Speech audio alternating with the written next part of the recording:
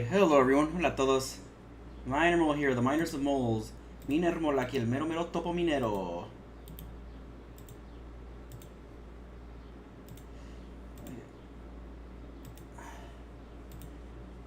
I'm gonna need to see if everything works. Voy a tener que revisar si todo funciona.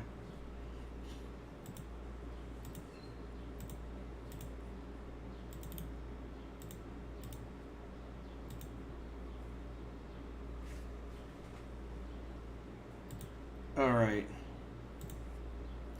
And unfortunately, TikTok is not cooperating with me today. Que desafortunadamente TikTok no está cooperando conmigo. So unfortunately, if you wanted to watch from TikTok, desafortunadamente si querían ver desde TikTok, it is refusing to let me. Está negándome la oportunidad de hacer esto en vivo para los de TikTok.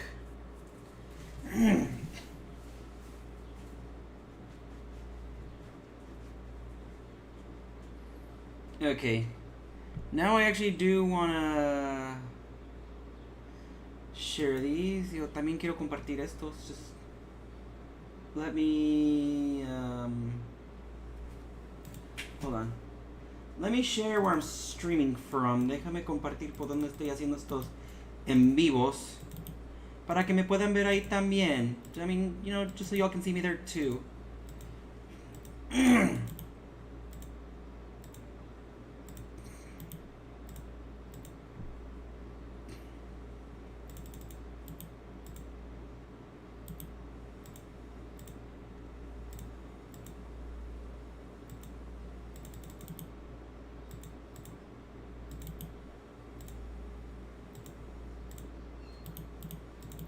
No, not that.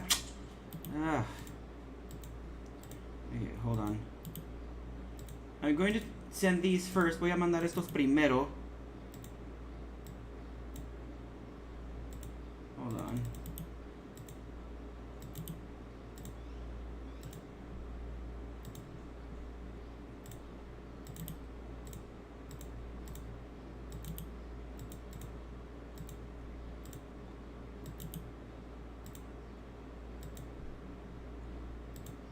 Okay, let's see if how things are on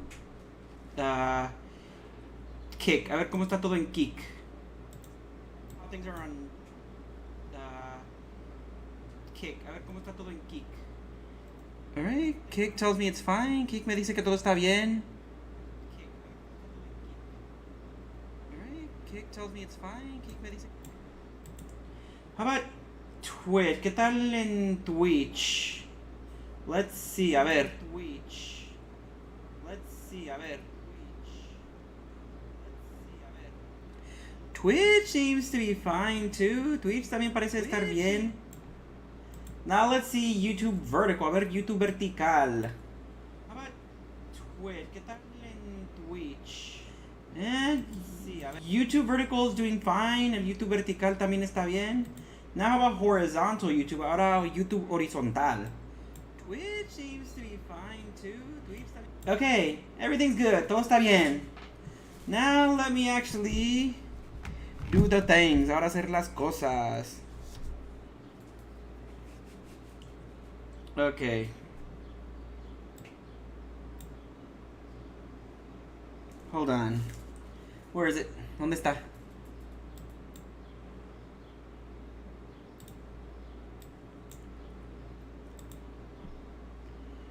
Okay, I'm gonna need to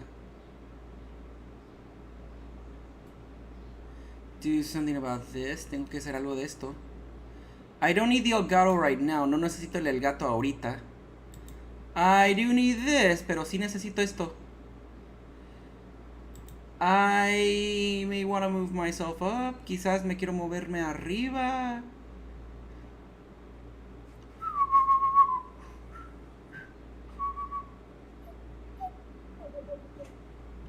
Where in the world is it? ¿En dónde está esto?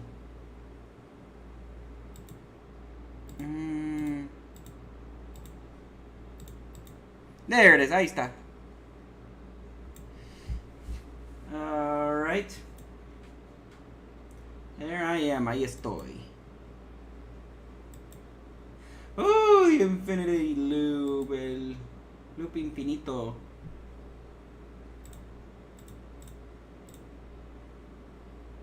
Alright. Now let's see if this works. Ahora a ver si esto funciona. Where is it? ¿Dónde lo dejé? Okay, no, not that one. Ese no. Although that one's really good too. Aunque ese también es un juego chido. This one, este mero. Okay, I might want to hide the minor mole thing too. Creo que también esconde la cosa que es de minor mole también.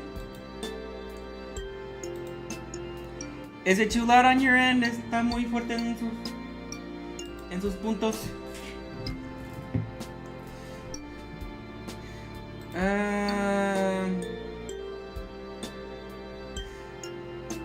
Okay, no, I'm moving myself back down here. Voy a moverme de más. Aquí abajo también. Okay.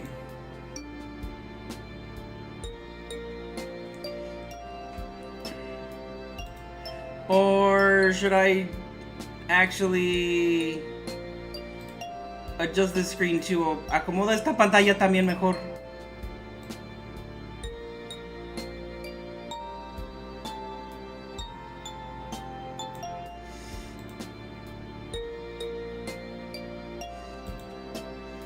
Should I do it this way? ¿Debo hacerlo de esta manera o no? Okay, no, I want this one. Quiero esto.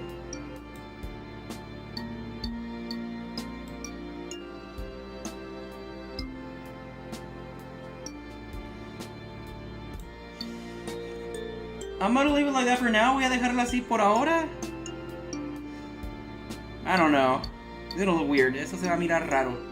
You know, fine. My Nermol's coming back. Está bien. Va a regresar mi Nermol. What is this? ¿Qué es esto? What is this? ¿Qué es esto? Is that us? ¿Somos nosotros? Yeah, is that us? ¿Somos nosotros? I know. Oh no. Or, you mean oh yes? O quizás quiere decir ah sí. A ver, ¿qué dices?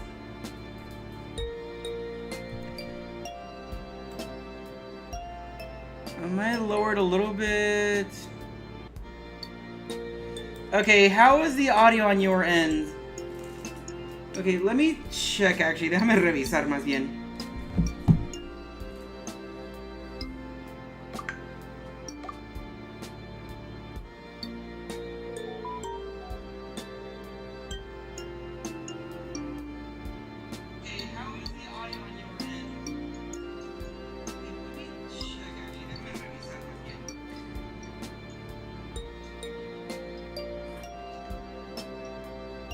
Trying to see.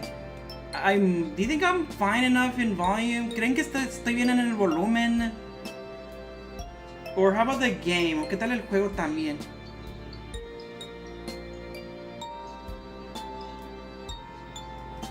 Oh yeah, I probably do need to be closer to the mic. Quizás sí tengo que estar más cerca del micrófono.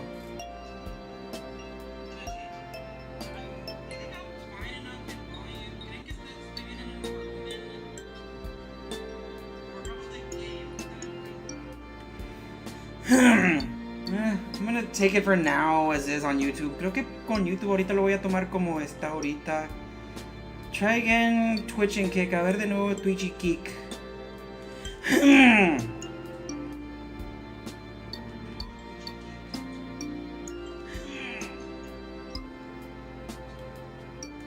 Alright.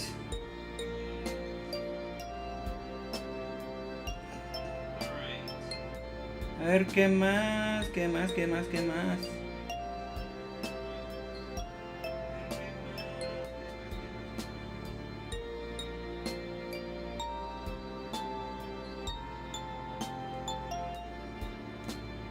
So I guess I could do quick actions too, ¿puedo hacer?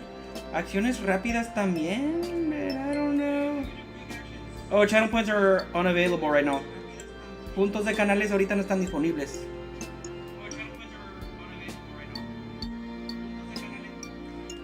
Okay, well, good to know that it's definitely working on Twitch. Qué bueno que saber que sí está definitivamente funcionando en Twitch.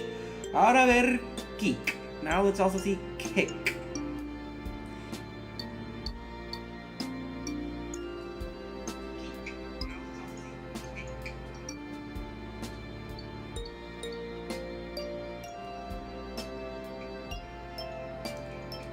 I'll take that for now.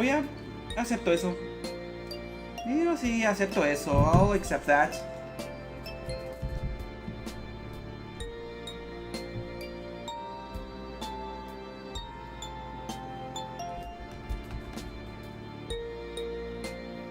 Alright.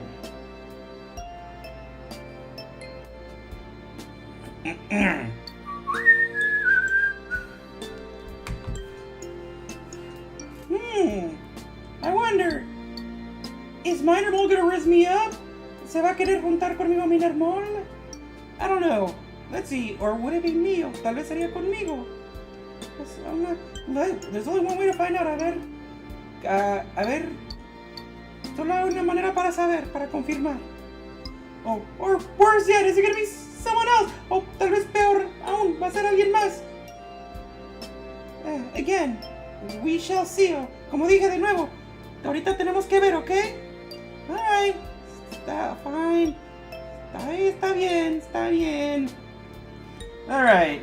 And I think my food should be arriving any minute. Creo que mi comida sí va a llegar en algún punto. In 2 minutes, en 2 minutos, or 1 o 1.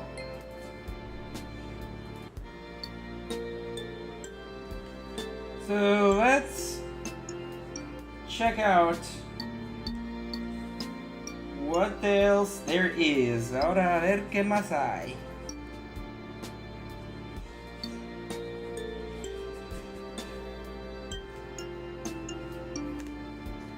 Alright. Okay, it's almost here. Ya casi llega. Okay, just because I don't want there to be any copyright while I'm gone, solo porque no quiero que haya copyright cuando no esté, I'm gonna press quit for now. Voy a apachurrarle a salirme por ahora. Okay, I promise I'll be back. Les prometo que ahorita regreso.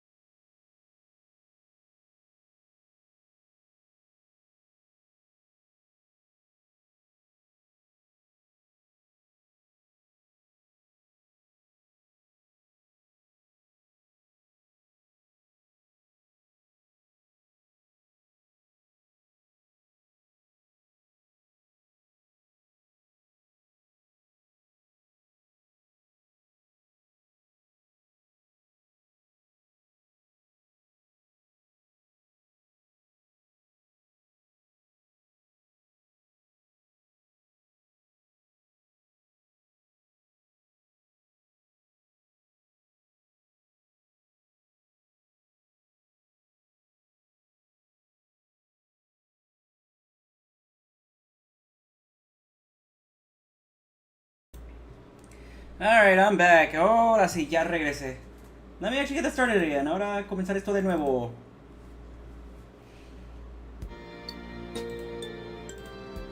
Oh, I am excited to play this. Not just for me, but for y'all as well. Digo, estoy muy emocionado para jugar esto, digo, con y por ustedes, digo. No solo para mí, pero también para ustedes.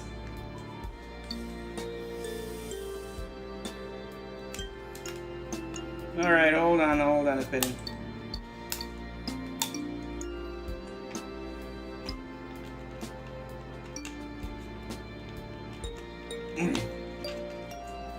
Just appreciate this artwork.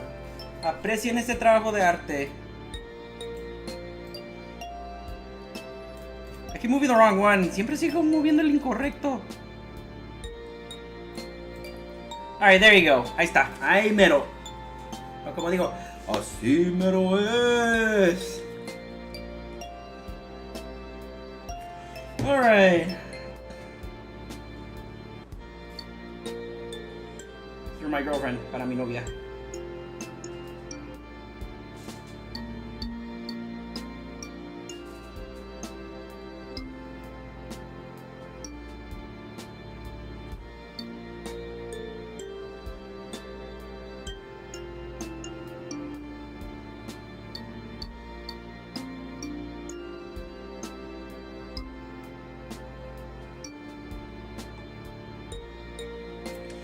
Alright.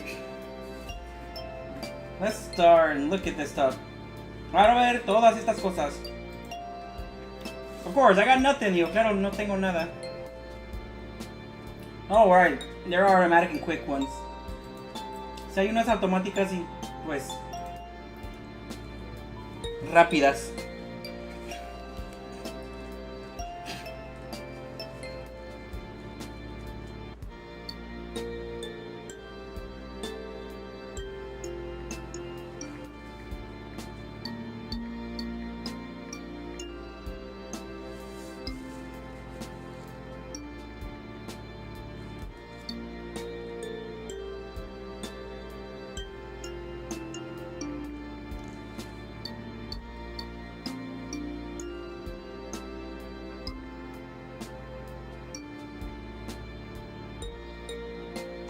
Alright. Let's try looking at more stuff. Para ver otras cosas más. Auto forward time? Oh yeah, full screen. Oh wait, shoot. Shoot, did I screw this up? ¿Hice esto mal? Okay. Seriously, I have to play it like this. Yo so y'all can see it. Tengo que jugarlo de esta manera para que ustedes vean.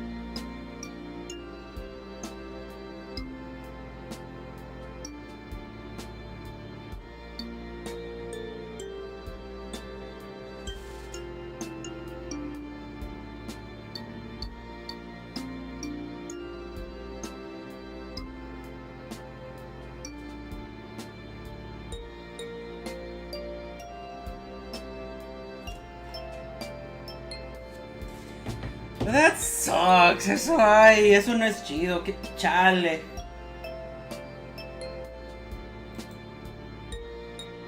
Que eso no los deja. It's a shame that doesn't let y'all. I guess I'm gonna do it this way. Bueno, lo voy a hacer de esta manera. And if this ever gets edited, por si acaso esto va a quedar editado. And of course, only show the game portion and other relevant things. Claro, pues solo enseñen la porción del juego y pues lo que va a ser relevante. Anyways, bueno, de todos modos. Let's see all this. A ver todo esto. Alright. Album. We got one for everyone. Tenemos uno para todos. Looks like Pomni has the most. Pomni tiene la más. Jax parece que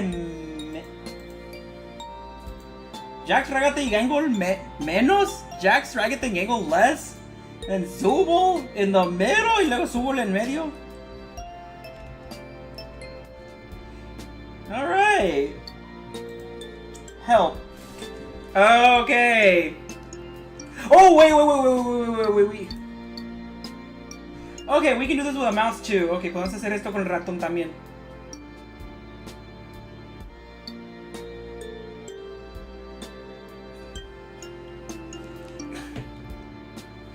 Okay, I'm gamepad. Okay, dude, I could use my not my PlayStation, my Xbox controller. Puedo usar mi control de Xbox.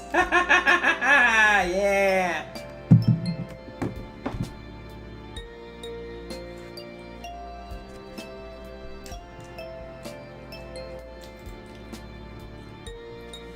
Oh, I can roll earlier dialogue. Puedo irme a diálogo de anterior. Wow. I can go to later dialogue too y también irme a diálogo de posterior. The heck is a middle click?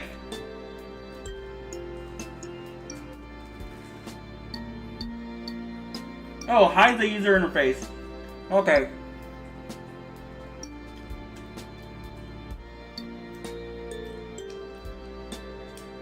Okay. You know what? As much as I love my, controllers, lo más que me gusten los controles. I think I'm just gonna stick to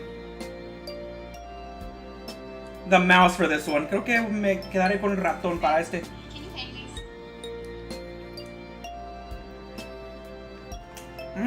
Cajeta.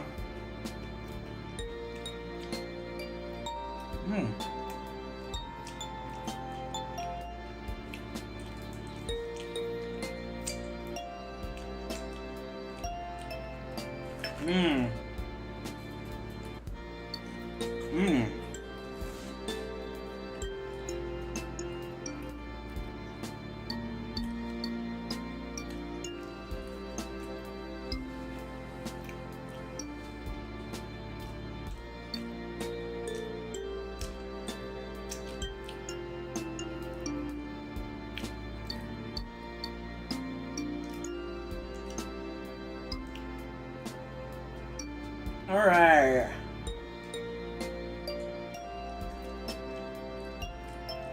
Okay, let's actually continue. Ahora continuar.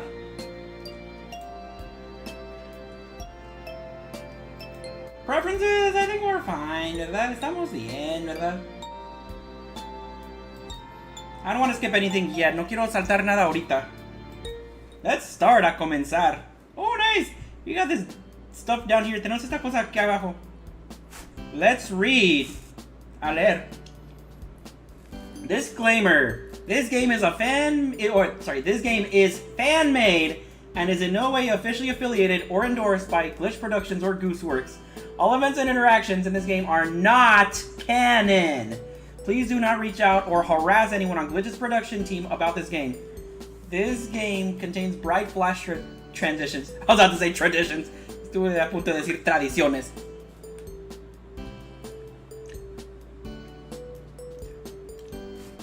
A ver. Let's see.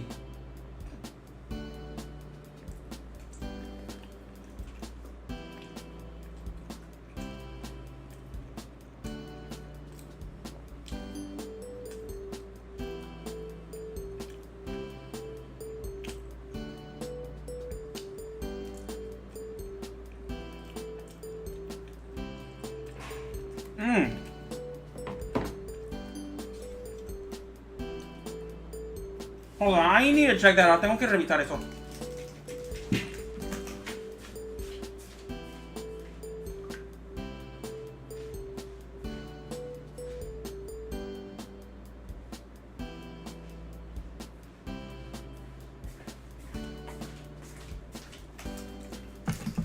Alright, it was nothing. No fue nada. No fue nada.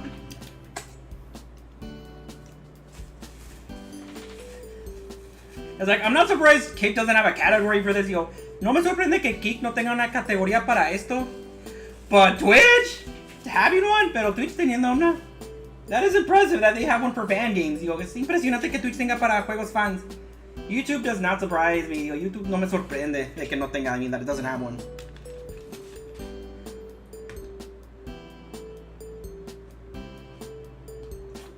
I don't care as much about that one, pero no me importa tanto de ese. As long as I can title it, con que le pueda dar título está bien. It's fine. Alright. I mean, I already said what I had to say in English for this. Ya dije lo que tenía que decir, digo, sobre esto en inglés. Spanish, en español. Este juego es hecho por los fans y no tiene, y de ninguna manera es oficialmente afiliado o, bueno, o digamos, endorsed.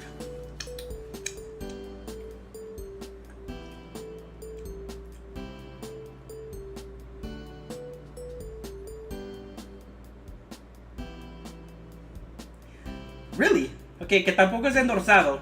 No es ni afiliado ni endorsado por Glitch Productions o Gooseworks. Todos los eventos e interacciones en este juego no son canon. Por favor, no nos comuniquemos, ni mucho menos que andemos molestando a cualquier persona en el equipo de Glitch Production, digo, sobre este juego. Y también lo último. Este juego contiene transiciones de ay, disculpa, flashes brillosos. Brillos intensos, vamos a decir. Alright, let's move forward. Para empezar a proceder. Welcome to the amazing digital dating simulator. A slice of lifestyle school setting where anything and everything is possible. I'm Kane. I'll be your principal for the duration of your stay here at the amazing Digital Academy.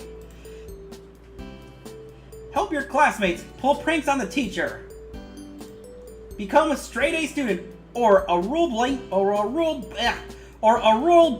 delinquent. All this while possibly finding love along the way. But enough about my wonderful creation. Let's get you enrolled. First things first, what uniform will you be donning? This one. Looks like some My Hero Academia uniform. Parece como uniforme de My Hero Academia. Well, I guess probably any anime that involves schools. Bueno, quizás tal vez de cualquier anime que involucra escuelas. Anyways, bueno. Sounds good. How about your name? What should we call you? Alright. This is where I type. Aquí es donde escribo.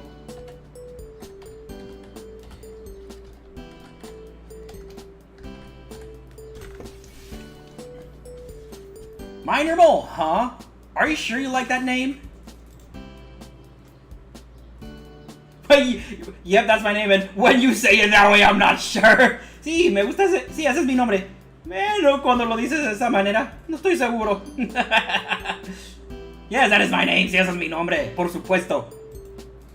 Oh, no, let me try this. Well, righty then. Sorry, I have to sound like. Okay, I think it's from Dumb and Dumber, but it's definitely from Jim Carrey. Yo creo que es de Dumb and Dumber, pero definitivamente es de Jim Carrey. Okay, now I'm gonna go back to my Kane voice. Ahora bueno, voy a regresar a mi voz de Kane. Alrighty then, Minor Mole. Then let's head inside. Hi, my name is Minor Mole. I'm a transfer student to the amazing Digital Academy. My parents moved to the countryside after a vague, tragic event that has changed the course of our lives. After I said goodbye to all my old friends, my parents got my transcripts and packed up the car.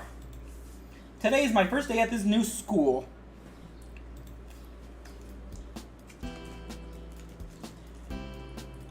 I glanced down at my class schedule. This should be English 101 with Mr. Kinger. So, where is the teacher? As I step into the room to let any other students that might be late to class, someone else hops into the room. The figure looks like a tall white piece from a gaming set.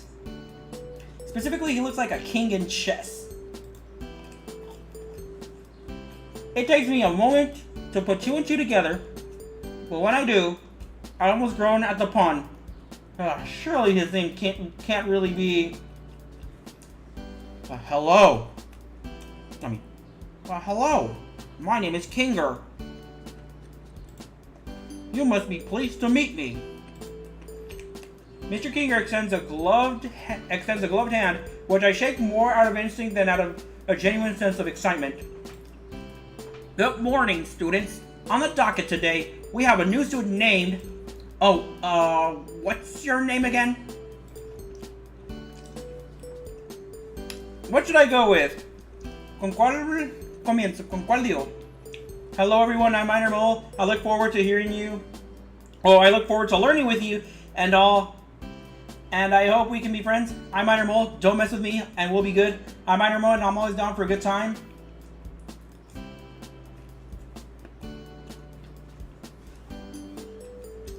So, should I go neutral, aggressive, or chill? ¿Qué piensan? ¿Neutral, agresivo, o más así relajado?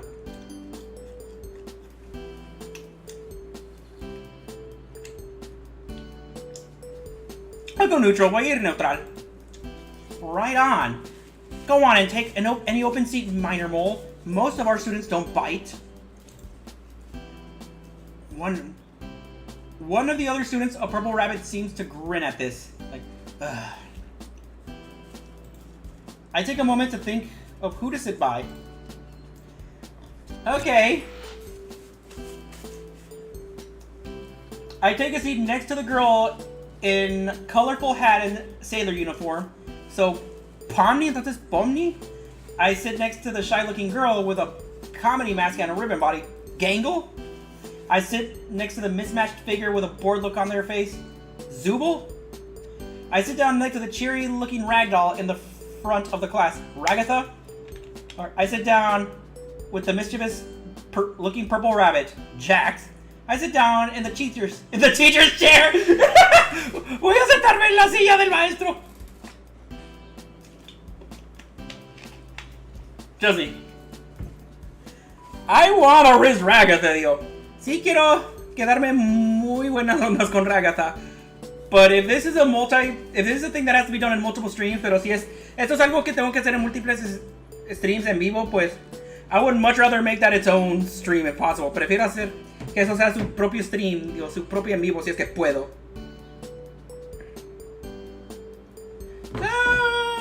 Let's be that guy. Bueno, hacer ese tipo. I sit on Kinger's open seat behind his desk. The chess piece blinks at me for a moment before surveying the other open desks. He seems content to let me sit in his seat. Oh, really? In serio? I guess you're the teacher now. The mismatched figure speaks up, raising their hand before calling out to Mr. Kinger. Huh. Very funny, Kinger. You have to teach the class. Now make them pick another seat. Mr. Kinger looks at me apologetically. Sorry, but them's the rules, kid. Well, just because Zooble did this. Solo porque Zooble hizo esto. I sat down next to the interesting looking student with mismatched limbs. Ugh. I'm not going to bother asking you or your name or backstory if that's what Kane wants. I'm sorry? You heard what I said. After a week, Kane is gonna get bored of all this, and you won't even be here anymore. Did I do something to offend them? Why do you think I'm going to be gone in just a week? 'Cause that's just how things work around here. Kane comes up with some new student or adventure. Everyone gets excited to know them. Then Kane gets bored or they move away. Honestly, I don't even know why I'm telling you all of this. Nothing they say makes sense.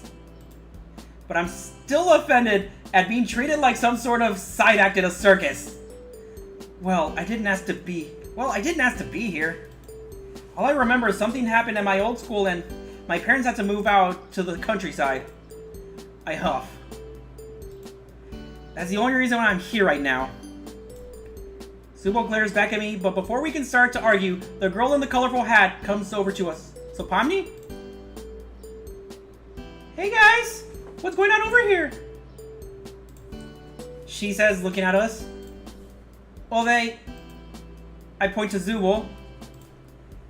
Just keep saying I'm going to disappear in a week when Principal Kane gets bored of me. Well, that's no good. She waves her hands, trying to defuse the situation. You know how Kane gets when we don't play along, Zubul? You know how Kane gets when we don't play along, Zubul? How Kane feels about things isn't my problem. To illustrate their point, they kick their feet up on the desk in front of them. Pomni just shakes her head before extending a hand to me, or for me to shake. Well, anyways, welcome to our class, Minor Mole. Sorry about Zubul. They just don't really like new people, or Kane. I nod. I can see that. Well, if you want, you can come sit next to me instead. I'm sure Kater won't mind. I cast a glance at Zubul, who is still ignoring me. The invitation is tempting. Sure, I'll sit next to you, Pomni. I think I'll stick it out with Zubul. I don't really care where I sit. Alright. Suit yourself. I don't think this makes us friends or anything. I guess not, but I find myself oddly unbothered by Zubul's cool demeanor. That's fair. I shrug. I'm sure you have a reason for feeling the way you do. That oddly seems to pierce their cool exterior. Huh? Well, yeah, I do. I feel like you just really dislike Principal Kane. Well, yeah, dislike is an understatement. They pause. He just keeps trying to come up with new things and acts like we should be falling over ourselves. I shrug. It's okay. You don't have to like me. Well, it's not that I don't like you. It's just that... Never mind. It's okay. For what it's worth, I'm sorry I was so harsh on you. Listen, to make it up to you, I usually lunch with Gangle in the courtyard. You can tag along if you want, you know, instead of sitting alone. Just as I'm about to respond, Zubul sees something out of the corner of their eye. Leave Gangle alone, Jax. Is Shay running off? Oh well. I guess if I want to talk to them later, I know where to find them. I was just settling into my desk and getting used to this place when something burst into the room. Principal Kane, how exciting to have you in our class today. The new figure turned to address us. At his side was Bubble with razor-sharp teeth. I don't think I'll ever get used to this school. Kinger! Class, how do you do? Principal Kane extends a hand, gesturing to all of us, before freezing in place. With a sound like porcelain grinding against porcelain, his teeth slam shut. His eyes slowly extrude from his teeth like they are not solid objects. Minor Mole, I wasn't expecting you here. A manic enthusiasm suffuses his voice as he points his cane at me. Kane has a cane! Maybe you'll be the secret ingredient to make this school interesting! He pauses at a moment, rubbing the base of his chin in contemplation for a moment. Is there any reason for you here? Is there a reason you're here, Kane? Zubul speaks to him like they're addressing an annoying insect instead of the principal at the school. Kane perks up. That's right! The reason I'm here, I'm here to make sure we all have an enriching academy experience. One filled with fun, danger, adventure! He begins to list more and more descriptors, increasing his breakneck speed until I can't even tell what he's saying. And most of all, interesting to our studio audience. He turns towards the window and stares out of it for a moment. Is he addressing somebody? There doesn't appear to be anyone outside. However, the numbers are in. Students, and it turns out school dramas are just white noise. Normally, this is the time that I tell you that means the end of school life as we know it. Kane bites on his hands in mock horror. The class and Kinger play along, gasping at his revelation. Kingle looks ready to burst into tears. However, my sweet-toothed students, your benevolent principal has found a way to bring public interest back to the school in a major way! At this point, the sharp-toothed bubble next to him pipes up. How are you bringing interest back to the school, Mr. President? Kane shoots the bubble a confused look, but hits his stride a moment later. You say, my little Tomer Emeralds, what's one thing no academy around here has ever had? A cast of colorful characters? A cast of colorful characters? A competent principal? Adequate funding? Kane shakes his head. Wrong, and surprisingly right, but also not relevant to what I'm talking about. No school around here has had a culture festival celebrating the unique talents of its students. So I, being your benevolent principal, have decided to put your class in charge of throwing the best culture festival this side of the Pacific Ocean. The California side or the Japan side? El lado de California o de Japón? Make it flashy. We gotta keep the interest of our investors after all. Egads! It's almost late for my deep tissue massage. Alright, Kinger. I'll leave you the list of everyone's responsibilities. You all have 5 days. Break a leg or two. As abruptly as he appeared, Kane darts out of the room, disappearing from view as he heads to his appointment. Alright, class. Let's see what roles Kane assigned to each of you for the Culture Festival. Kinger lifts paper from his desk and begins to read aloud. Ragatha, as the class representative, I trust you to organize the other students and make sure the festival proceeds with no issues. You can count on me! Zubul and Gangle, you two will work on hard to promote the festival. We have a pretty big school here, so we'll need plenty of posters and some art to display during the festival. I don't know. I still don't have anything I'm comfortable showing everyone else.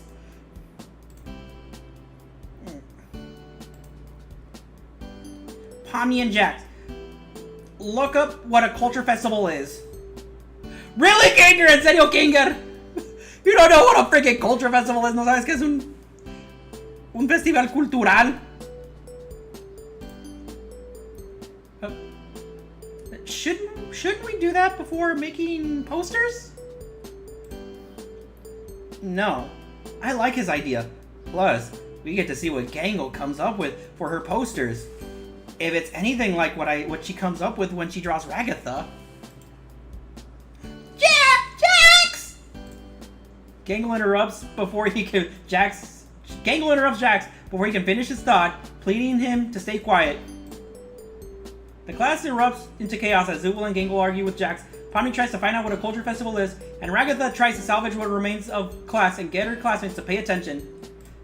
For his part, Mr. Kinger seems content to let the students bicker amongst themselves. Maybe he didn't have the rest of his lesson planned and is just waiting out the lunch bell. As if I have summoned it by thinking of it, the lunch bell sounds. Everyone drops their argument and files out of the classroom. Time to find out what I'm doing for lunch. After my chaotic first half of the day, I had worked up quite the appetite. Oh look! It's these guys, son estos tipos. The cafeteria was bustling with unfamiliar faces. Around me there was a section of places to buy lunch, but none of them stood out from one another. I picked up something to eat at the nearest food place and set about deciding where to sit down. Still, as I scanned the bustling lunchroom, I don't recognize anyone from class. So, didn't Zubul and Gangle say they ate lunch in the courtyard? I guess I could just take my lunch back to the classroom, where I sat alone. There's nobody I felt particularly close to. Let's go with Zubul. Irnos con Zubul. I pick up a garden salad from the cafeteria and stride out into the courtyard. Though there are half a dozen tables out here, they're mostly empty, and it's easy to find Gangle and Zubul. Gangle gives me a big wave with one of her ribbon arms, her company mask showing an expression of cautious excitement. Oh, this is the time of day it is. Esto enseña el tiempo del día, ¿verdad? Zubul lifts up their claw hand in a friendly wave as well. Hi guys, thanks for the invite. No problem. No problem! Did they coordinate that? Either that or they've just been friends for that long time. Or they've just been friends for a long time. So, Minor Mole, how are you liking our school so far? Well, it's pretty different from my old school. I start Zubul and Gangle waiting out on my next words. But I think I'm starting to like it here. Gangle smiles, pushing the tips of her ribbon hands together with a gentle blush.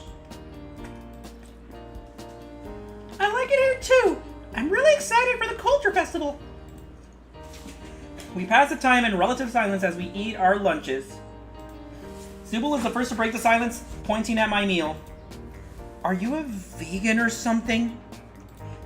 Oh, this? I gestured to my salad. Not really, I just grabbed something that looked good before heading out to meet you guys. I think it looks good. Zubul shrugs. I like to bring food I cook myself. I can't stand what King stocks in the cafeteria with.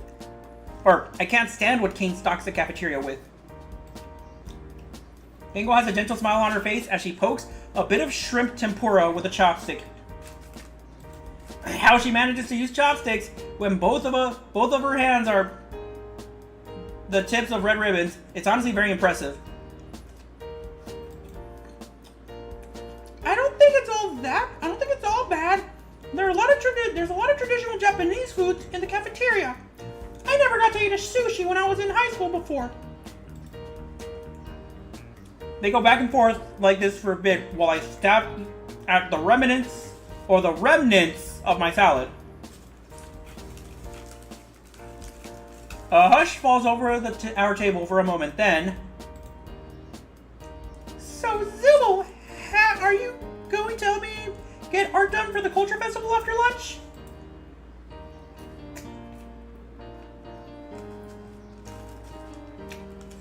Zubul looks at Gangle pointedly. Honestly, I'm tired of talking about the Culture Festival. It's just another one of Kane's stupid plans to make us all come together and make him feel good about himself. I mean, come on, Gangle. He's having Pomni look up what a Culture Festival is. He doesn't care about the Culture Festival at all. It's just something to make us all busy. I don't see why I should put in any more effort than Kane is, you know? There's a faint tinkle like something delicate fracturing and Gangle's smile falters. Gangle's lips start quivering, tears welling up at the side of her mask. Zubul. Gangle, I didn't mean... With her apologies too late, Gangle's comedy mask has broken and now lies on the table in front of us in 2 pieces. Gangle is sobbing slowly. They give me a meaningful look. Come on, Minor Mole. You understood what I meant, right?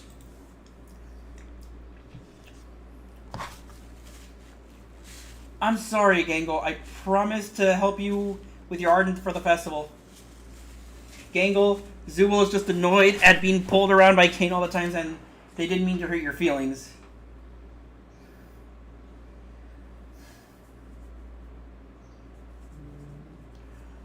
I'm gonna go with the second one. Voy a ir con la segunda.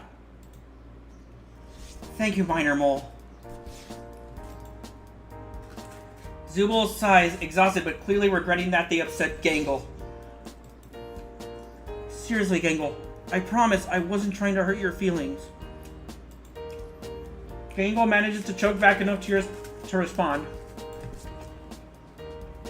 I know that! I just wanted us to have I just wanted all of us to have a fun day and during the culture festival. Zubul leans over, putting a hand on Gangle's arm ribbon. I know, I'm sorry about being so rude about the culture fair. If you want to take this seriously, then I'll take it seriously too. Besides, I think Minor Mole is really excited about the culture festival, right? They shoot me a look that tells me it's time to speak up. That's right! I stumble over my words, injecting as much enthusiasm into them as I can muster. I care a lot about the culture festival, and I'm really excited to work with both of you on preparations for it. Zubul gives me an appreciative nod as Gangle regains her composure. Her comedy mask is still broken for now, but she offers us both a delicate smile. Thanks, you guys! Can I spend the rest of the day in the art studio working on posters? Actually, I have some afternoon class. Zubul wraps their pincher-like hand around my forearm. You're coming with us. I sure am. Just Zubul's, like, facial expression. ¿Cómo reacciona Zubul, verdad?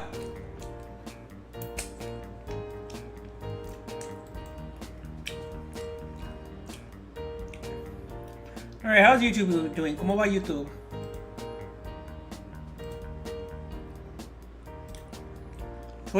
Twitch, Kick, Geek. Ah, hola Casiano Vite Guerrero. Hi Casiano Vite Guerrero.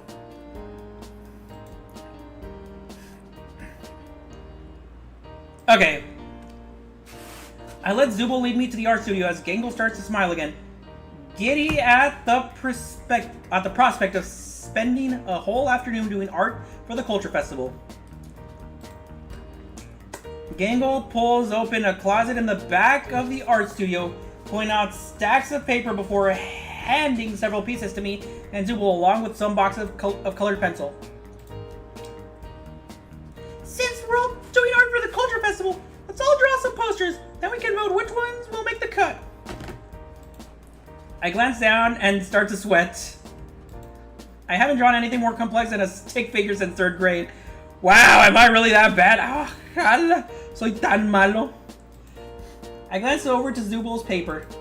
They've already started drawing a bunch of unique designs, contrasting different colors against one another to produce something that looks like it belongs in a high-end art gallery. I crane my neck to peer at Gangle's art. There's something familiar about the excited anime figure she's drawing, but I still can't put my finger on what it is. Zubul sees me peering over at Gangle's work. Why don't you start working on your own poster? Well, just sure thing. I try to scribble something resembling an excited student for my poster, but the proportions are all wrong. When I try to draw the school, all I can draw is a rectangle with smaller rectangles for the windows. Okay, that part's kind of accurate to me. Esa parte sí es correcta, como soy. When I had a little sun in the top left corner and tried to draw the courtyard, the picture is complete. Dude, I literally draw it on the top left corner. Is this game calling me out? Me está exponiendo este juego. Like, what the heck? I also draw my son at the left. Yo sí también dibujo el sol a la izquierda. It definitely looks like what a toddler would bring home to his parents. Something that would end up under a magnet on the fridge for years. Zool leans over and gives a bemused chuckle. Seriously, dude? Yeah, I suck. It's not like your art does any better. Pretty sad, huh? But it's my best work. I didn't say that. Look, you may not be the best, but we all start somewhere. If you just pity yourself and call your art terrible, you'll never improve. Zubo's pretty wise. I go back to my art piece and I try to add more to it, watching what Zubo and Gingle do and trying to mimic their techniques.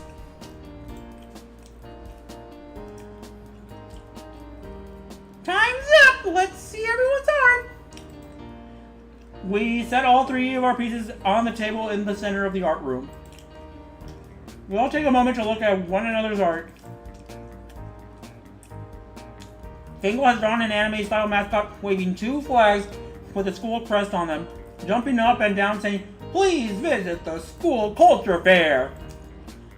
Zubo has drawn a series of geometric figures and tessellations with different colors. But when you look at it at the right angle, it spells out culture fair. Oh, okay, bueno.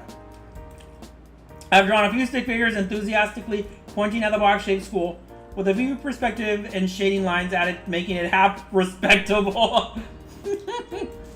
Wow, I am bad, soy malo. It takes a moment for me to realize Gangle and Zubo are looking at me. Oh crap. They expect me to pick my favorite.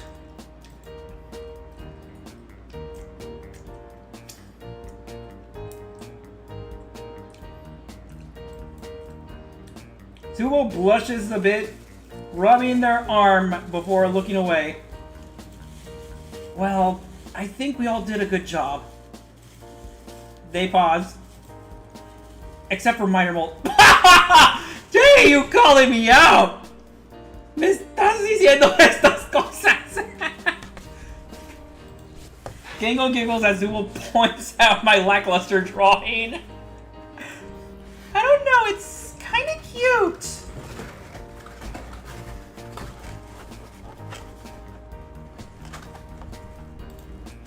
Cute because it looks like a 5-year-old drew it. Damn! They're roasting me! Se está burlando de mí! I swallow my pride and laugh with them. We laugh until the bell rings to dismiss afternoon classes. Well, I hated today a lot less than I thought I would. Okay, not gonna lie. Her vibes are kinda, well, I guess mine is the edgelord side of things. Like, she somewhat resembles Uzi from Murder Drones. Que más o menos actúa como Uzi de Murder Drones. Pero sin ser edgy. Sin ser emo, perdón. They looked at me, gratitude in their eyes. Thanks for hanging out with us, Minor Mole. They say before heading out, I should probably go grab my things too.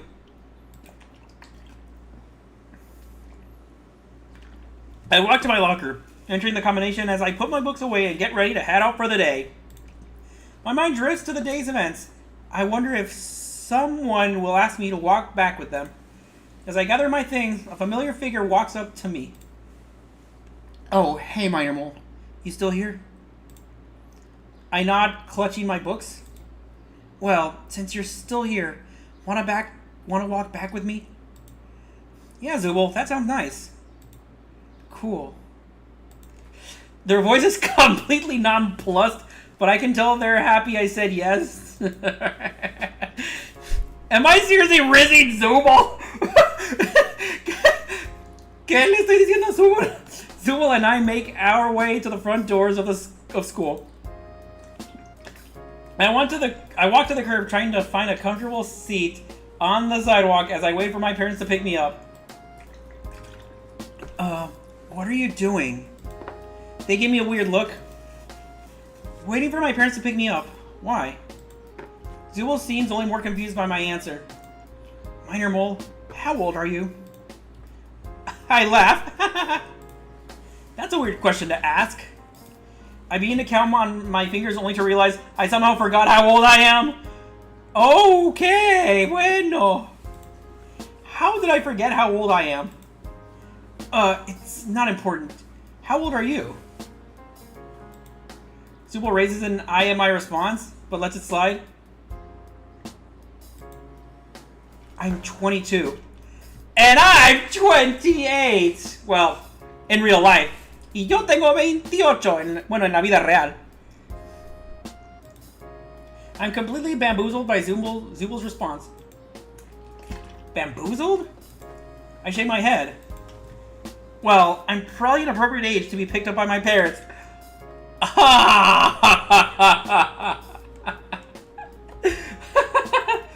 Zubul sighs, pinching where the bridge of their nose would be with their claw hand. Minor Mole, I don't know how you didn't notice this, but there literally is no outside world. Just the school and the dorms. Dorms? Yeah, I mean, I still don't like Kane, but at least he gave us all individualized rooms. Just a little off campus, and that was... Zubul pauses to make sure their next words aren't too complimentary towards Kane. Decent of him. They seem satisfied with their word choice. But my parents, I was dropped off by them this morning.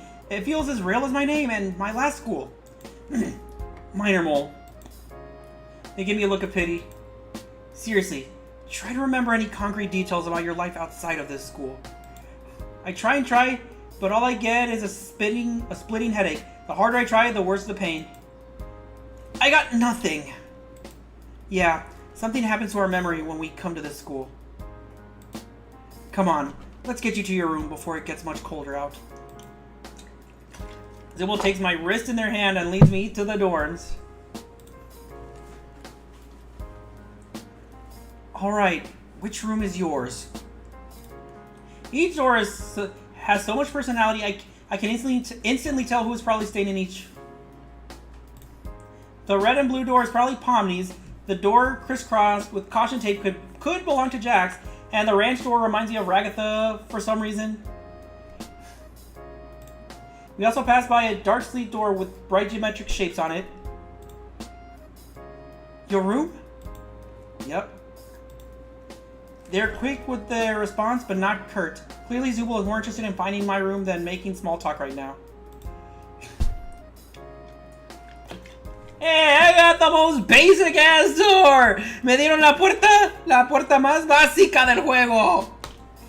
Unlike all the other fancy dorms, mine turns out to be a plain oak door. We know it's mine thanks to a brass nameplate with my name on it. Well, you want to check it out? Yeah, let's see what Kane cooked up for me. I pop open the door, looking inside expectantly. If I describe this room, it would be inoffensive. Maybe this is, well, I mean, not everything the way it was in college for me. Digo, no exactamente como fue, digo, en mi experiencia universitaria. But I mean, it is a basic boys' room. Si es un cuarto básico de un niño, or I guess a man living away from his parents for the first time. Bueno, más que nada de un hombre viviendo afuera de la casa de sus papás por primera vez. Or boring. All the walls are painted a plain shade of white. My mattress is gray. That's not gray! That's white. Eso es blanco. And then with a green sheet, con una cobija verde. And a shield y un escudo. Okay, my mattress is gray with a thick dovet embroidered with the school emblem folded on top. 2 pillows also sit on my bed. Okay, well then maybe I'm wrong, o quizás estoy incorrecto. At the desk sits a pile of paper, a set of a blue and black pens, a handful of sharpened pencils, and a computer that looks like it was plucked out of an office in the 80s. Dang, are we in the era of Michael Jackson? Estamos en la era de Michael Jackson? And yes, I say that on purpose because I actually did watch the Michael Jackson movie last night. Y sí, lo digo a propósito porque vi la película de Michael Jackson anoche. It's... Sybil pauses to find appropriate words. Roomy. Or roomy? I turned to them for a moment before bursting into laughter. You can say that again. I can't hide my grin at Zubul actually trying to be nice. It's the emptiest room I've ever seen in my life. It's literally so boring it's funny. Zubul starts chuckling too. Yeah, I don't know what you did to piss off Kane, but he must have decided to give you the most boring room he could think of. Wow! Órale, ¿cómo molesté a Kane? We laugh at sheer hilarity of my unfortunate room for a few minutes. Well, the room sucks, but if you give me a few minutes, I'll whip something up to make it less plain. Sounds like a plan. I guess I'll unpack my backpack and see if I can rearrange things to give the room some more personality. Good luck. Zubul snorts as they leave my room. I close the door. There isn't much to work with, but I managed to arrange the pens in a neat little pyramid and start trying to sketch something to put on the wall. A few minutes later, someone slides a paper under my door. I pick it up. Oh!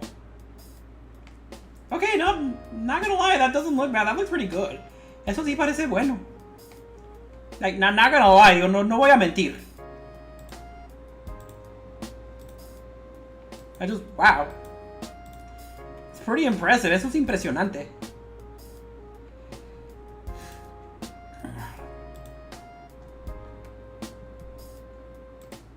Okay, anyways, bueno. Zubul has done a self-portrait in a neo-cubist style, incorporating various geometric shapes to make an interesting background to their self-portrait. I searched around my desk and managed to find a thumbtack. I pinned Zubul's drawing to my wall and remind myself to thank them for the art next time we talk. Spending the day with Zubul was actually really nice despite our rocky start. Excuse me. Ay, disculpa. I hope I can spend more time with them in the future. I lay down on my bed, defeated by the day. It doesn't take long for me to drift to sleep.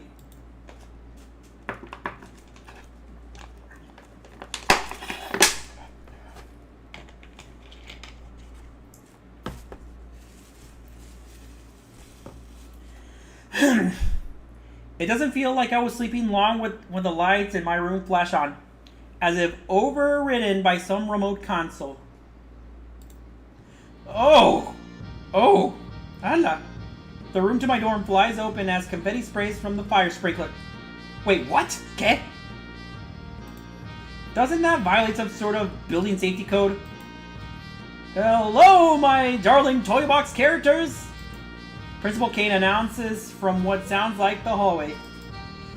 Ah, well, time to investigate. Kane, what the fuck are you trying to pull this late at night? Haha, Zubul! His laugh is fast, forced, and manic, as if he's used to this treatment, but none too pleased by it. You're in luck! You're lucky if I even let you get sleep. This he blurts out in a harsh monotone before he recovers his cheery demeanor. I'm here because even with the culture fair pulling in new viewers, we're still not hitting the numbers that the Academy needs us to. Which is why I've secured us a sponsorship with Raid Shadow Legends! No se crean. Con Mex Dean. Okay, also kidding. Eso también es una broma. He stretches out the last word using some sort of effect to apply an ethereal reverb to his words. Without further ado, I introduce you all to... A drumroll plays from somewhere in the background. Ragatha looks a little more awake, but the rest of us are still trying to shake off sleep to understand what exactly Principal Kane is talking about. The Wacky Watch! You see, the vendors for Wacky Watch have been having trouble finding a good audience for their product. But now we have the perfect setting, teen drama! Okay, if we're going by ages of the official show, si vamos con las edades del show oficial, none of them are teenagers. Nadie es un adolescente. The youngest is 22, or the youngest ones are 22, que los más jóvenes tienen 22 años. The oldest one, not including Kinger, el más grande, no incluyendo a Kinger, I want to say is 30 with Ragatha. Quiero decir que es 30 con Ragatha. Because was it Zax and... Zax. Zubul and Jax are 22. Zubul y Jax tienen 24. Pomni is 25. 22, sorry. 22, perdón. Pomni is 25. Pomni tiene 25 años. Gangle, I think, was 26? I could be wrong. Or 24? I don't remember. Que Gangle no recuerdo si tiene 24 o 26 años, no sé. And then like I said, Ragatha is 30. Como dije, Ragatha tiene 30 años. And of course, Kinger is like in his 40s. Y claro, pues Kinger está en sus 40s. Anyways, back to this. Bueno, regreso a esto. But we're adults. I'm actually... Now, Gangle. I know this is a lot to take in, which is why I've already taken the liberty of affixing a wacky watch to earn your wrist. Or wacky watch each of your wrists. Each of us glanced down. To my shock, the watch is already on my wrist. How did it get there? What in the... And don't try removing them either. They've been affixed to your wrist with a very special adhesive. And if you try to remove them, let's just say they'll be taking a little piece of you with them. Oh no, I know. Yeah, look at this. Also just realized, casi me di cuenta, okay. Of course Zubul's mad. Digo, claro que Zubul está enojada. Not much of a reaction from Pomni or Ragatha. No hay mucha reacción entre Pomni or Ragatha. And then of course, Gangle with her body pillow. Gangle con su almohada corporal. I can hear Gangle beginning to whine as panic sets in. Pomni tugs at her wacky watch, but no matter how hard she tugs, the wristwatch stays affixed. Her gloves stretching like a rubber band as she pulls at the watch. Ragatha just looks down with a resigned sigh. Kane, I can't remove the arm with the wacky watch. What the fuck? Principal Kane ignores our complaints as he continues his monologue. You see, my turtle doves, in order to secure the funding, we need to make it to day 5 and the culture fair. I need you wearing the wacky watches at all times. Luckily, I secured a deal where I won't need all of you to do ad reads, but it is of paramount importance that none of you insult or try to disable your wacky watches. Good luck with school life. Can't wait to see what you do with the culture fair. Bye! He stretches out the last syllable as his body folds in on itself an infinite number of times, disappearing from sight. Well, I know it isn't ideal, but at least we can all talk to each other now. Should make communicating about the culture fair easier. With sound of breaking glass, Gangle's comedy mask shudders and falls from her face. Tears well up in her eyes. I don't want a wacky watch. Seeing the situation unfolding before her, Pomni pipes up. Well, I think it could be useful. And look, Gangle, there's even a picture chat function where you can send people things you draw. Pomni goes over to Gangle, lifting her wrist and pointing out the picture chat feature. That's kind of nice. Gangle sniffles. Yeah, that's the right spirit, Pomni. Now let's all get some sleep before we start classes again tomorrow. Oh! Everyone's door closes. I heard a muffled shout from Jax's door. What the heck? Why is there a watch stuck to my arm? Or, what the heck? Why is there a wash sock to my arm? I decide to hide in my room before Jax looks for someone to take out his frustrations on. Oh, so he can even be a bully to me. Okay. I flick my dorm light off as I close my door. I check my wacky watch. I got a text from Zubul. Looks like they haven't updated their profile picture. So, the wacky watch has Facebook. Entonces el wacky watch tiene Facebook. I hate this thing. Okay, why does the profile picture low-key look like... Well, I mean, loose... I guess Zubul also does loosely look like Gooseworks. I was gonna say this looks like Gooseworks, but so does Zubul. Que así como esto, pues Zubul también se parece a Gooseworks. Well, or at least her profile picture, o bueno, más bien su foto de perfil. Because, yeah, Gooseworks is in the triangles, que Gooseworks le encantan los triángulos. I know, I hate it too, but at least we can... I'm assuming that's supposed to say at least. At least we can talk without being in the same room. Yeah. That is nice. I guess. Still though, it's pretty late. Wanna text more tomorrow? Okay, it almost looks like it says Vanna. Like Vanna Melon? Okay, yeah, I don't think anyone in this chat knows who she is. No creo que nadie en este chat sepa quién sea ella. But I'm pretty sure she is a Filipina American. Pero sí estoy segura que es una Filipina Americana. But yeah, I'm pretty sure that's supposed to be a W. Estoy seguro que eso tiene que ser una W. O W. Yeah. I almost pull my cover-ups, but my wacky watch lights up with a few more texts. And thanks for everything today. For sitting with me and humoring me. And for helping me smooth things over with Gangle. And for being cool when we made fun of your art. You seem like a really cool person, and I keep hope... And sorry, and I hope you keep spending time with the art club. Even if you can't draw for shit. It appears that whatever censor Kane has applied to the school also works on our wacky watches. Oh well. I sent Zool a laughing crying emoji before pulling up the covers and getting some sleep. As I get to sleep in my bland and empty room, my thoughts drift to Zubul. Our relationship was off to a rocky start, but I'm glad I stuck with them. I really hope we can spend more time together tomorrow. Day 1 complete.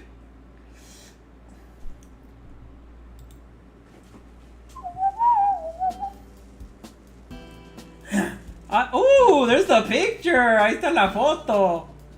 I mean the drawing, no digo el dibujo. I yawn as I awake in my room. The clock on my wacky watch says it's morning, but the only way I can tell is from the silver of sunlight peeking from under my door. I slide my school issued pajamas off and look in the closet.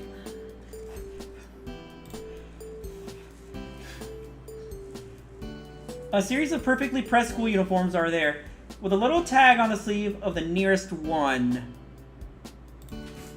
I take a closer look. Looks like Kane left me a note. Ah, look at this. Miren esto. Hi, Miter Mole. This is Principal Kane. As part of your stay at our lovely academy, you have been provided a set of uniforms free of charge. The price of your dorm is also included in your tuition payment. What the fuck? We're paying for this? Digo, ¿qué carajos estamos pagando por esto? Digo, no por los uniformes, pero por la escuela. Digo, we're paying for the school. Well, there's no accounting for taste, my young student. Zubul's a thorny one, but if anyone can get through to them, it's you. If you can get Zubul engaged in the culture fair, well, I'd be one happy principal / AI companion. Of course he's still AI. Claro que todavía es IA. As I pull my uniform over my walkie watch, I glance down at it. I have a text from Zubul. Want to walk to school together? You ready, minor mole? Zubul casts a glance around, looking a bit guilty. What's up? I normally walk to school with Gangle, but I guess she'll be fine on her own. Why don't we invite her, tío? ¿Por qué no la podemos invitar? Whatever the reason, Gangle walking to school really concerns Zubul.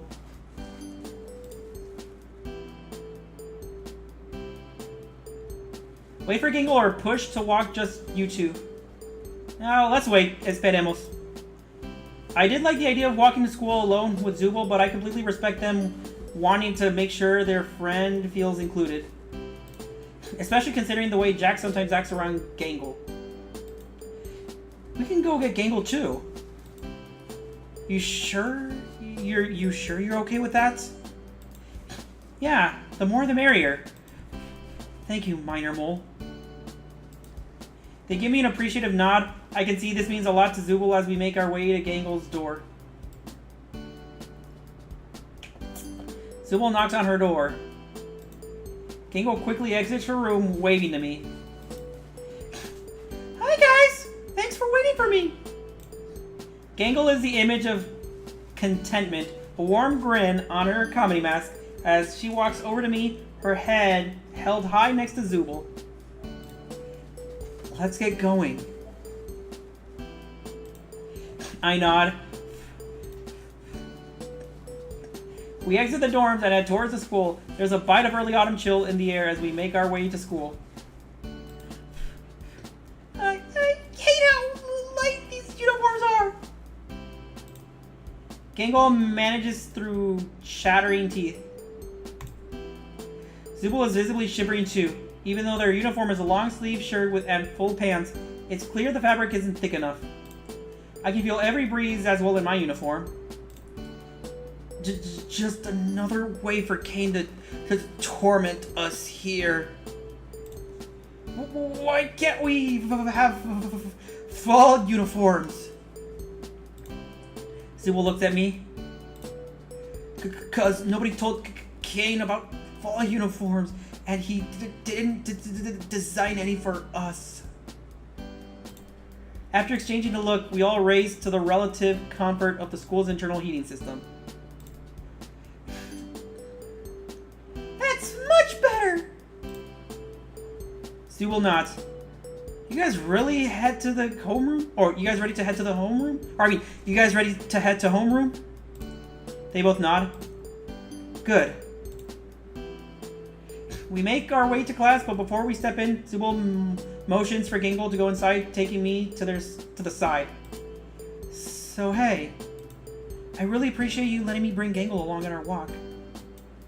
I know you probably didn't plan for that, and I only texted you about me, but it means a lot to me that you value my friends too.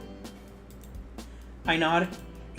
What kind of person would I be if I tried to control who you walk to school with? Still, it really does mean a lot to me. You're really cool, minor mole. I feel my cheeks heat up at the compliment. Thank you. Should we head in, right? Or we should head in, right? I scratch my neck awkwardly. Zubul nods in agreement. I take my seat between Gangle and Zubul. Time to spend another day with the art group in this crazy school. I join Zubul and Gangle to get some much-needed work done in the art room. This time Zubul is sitting right next to me, and their eyes are glued to the page as I attempt art. Mientras que intente arte. I start with a few lines and I try just drawing shapes. How is that going to help with the art festival? Or how is that going to help with the art festival? There's a mix of annoyance and curiosity in their voice as they lean over my shoulder. Zubul gives off this sort of... I don't know how to fully describe it. I guess I would call it a warm aura? Just being around Zubul makes me feel a little happier and safer. No wonder Gangle orbits them like a moon. I try spicing up my drawing, drawing a few thick lines connecting the various shapes. What the heck? Why are you drawing me? I glance down. Oops. Go.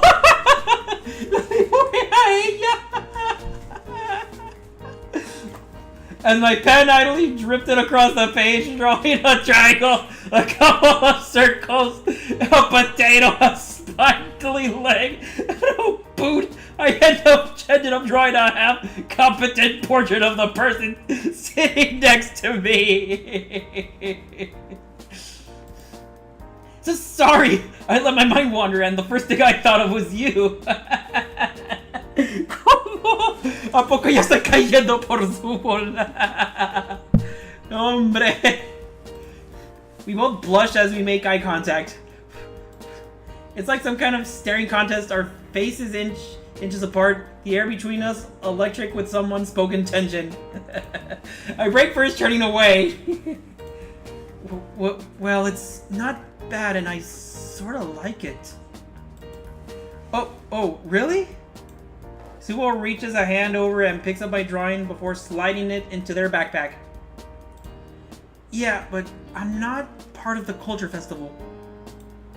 So for now, I'm taking this so Gangle doesn't think you're not working on the culture festival.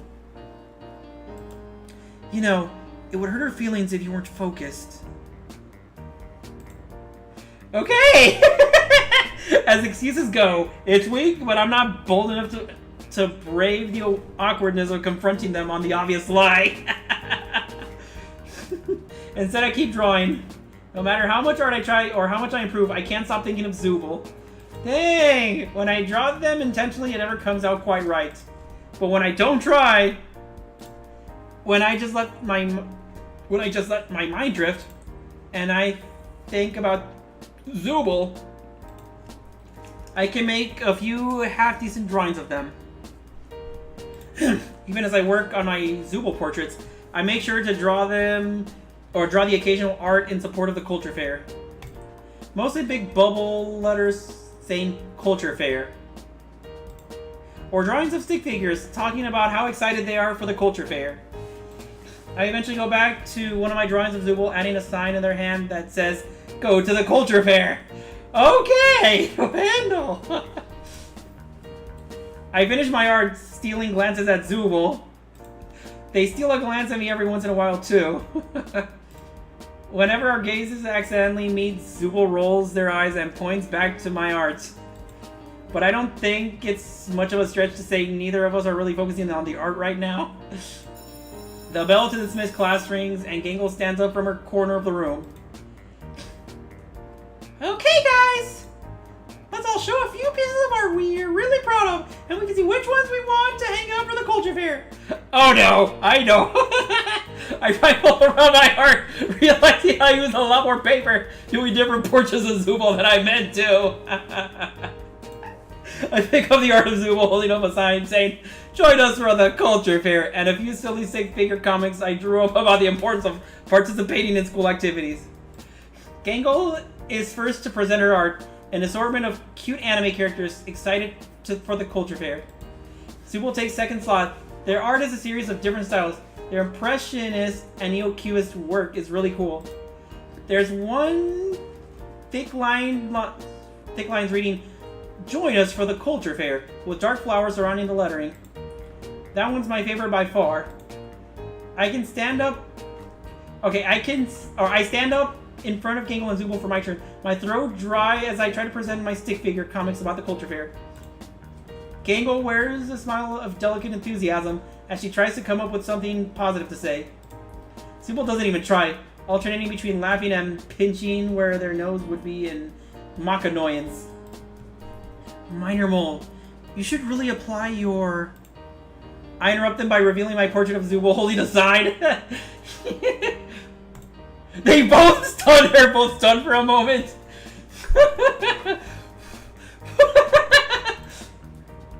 That is a lot better than your other art. Gangle applauds my achievement. Zooble blushes and averts their gaze. Yeah, it's not good enough to put up, but it beats your stick figures, I guess. No, Zubul! This is totally good enough! Before either of us can stop her, Gangle snatches the drawing from my hands, pinning it on the board in the art room. Fireball, it's clear to me that you have been holding out on us. Mira su reacción de Gangle! Look at Gangle's reaction. Mira la reacción de Gangle. I mean, Zubul doesn't surprise me. Zubul no me sorprende. Tomorrow, I want to see at least 6 more of this good. Okay, that was just lucky. Eso fue pura suerte. Suertudo. Gangle gives me a serious look. Oh, she changed expressions. Cambió expresiones. I nod with a go. Oop. Gangle then pauses and gives us both a look. Oh, Zubul, I almost forgot. Ragatha wants to walk with me today and talk about the art for the culture fair. Hey, Springtrap, how are you doing today? Oh, you're on Twitch? That's on Twitch? Okay.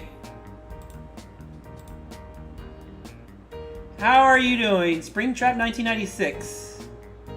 Well, look, that's a year older than me. Eso es un año más mayor que yo. I can't join you today for the walk home. Maybe Minor Mole can. Or maybe Minor Mole can? That's good to hear that you're doing good. Is that okay with you, Zubul? Yeah, sure. Is there an undertone of excitement in Zubul's voice? Or yeah, sure. Zubul walks me home. Even though we've only spent a couple of days together, conversations comes with a surprising ease. We begin to catch up on our lives outside of the school. So, Zubul, how did you get so good at art? I used to be a tattoo artist before I came here. Wow, really? Yeah, that's actually where my interest in art came from. Sometimes when I hang out with Gangle in the art club, I just sort of channel my time as a tattoo artist or draw something I remember doing for a client. You know, I always wanted to get a tattoo. Okay, real talk. I personally don't want a tattoo, like, on me, personally. I mean, I'm not hating on people who have tattoos. I mean, I can appreciate the art. I just wouldn't like it on my own skin, on my own body, personally. O sea, yo personalmente nunca quisiera tener un tatuaje en mí. Yo no que odia los tatuajes, el arte de los tatuajes, se puede verse bien, pero personalmente yo no lo quiero en mi cuerpo. But sure, for the sake of the story, let's say I want a tattoo. Bueno, para la historia, digamos que sí quiero un tatuaje. But not the IR, pero no yo de la vida real, but not the real life me. Really?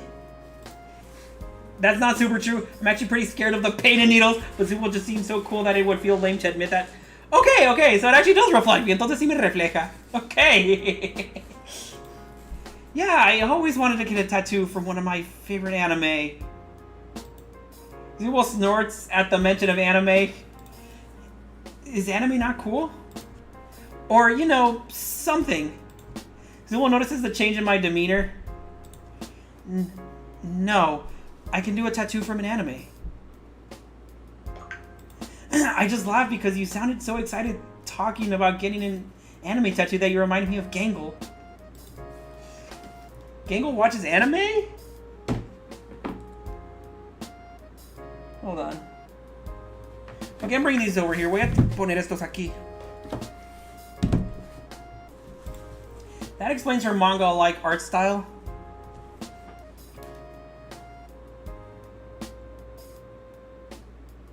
Okay. She's cooler than I thought. I don't have a tattoo gun here, though. Aw, that's too bad.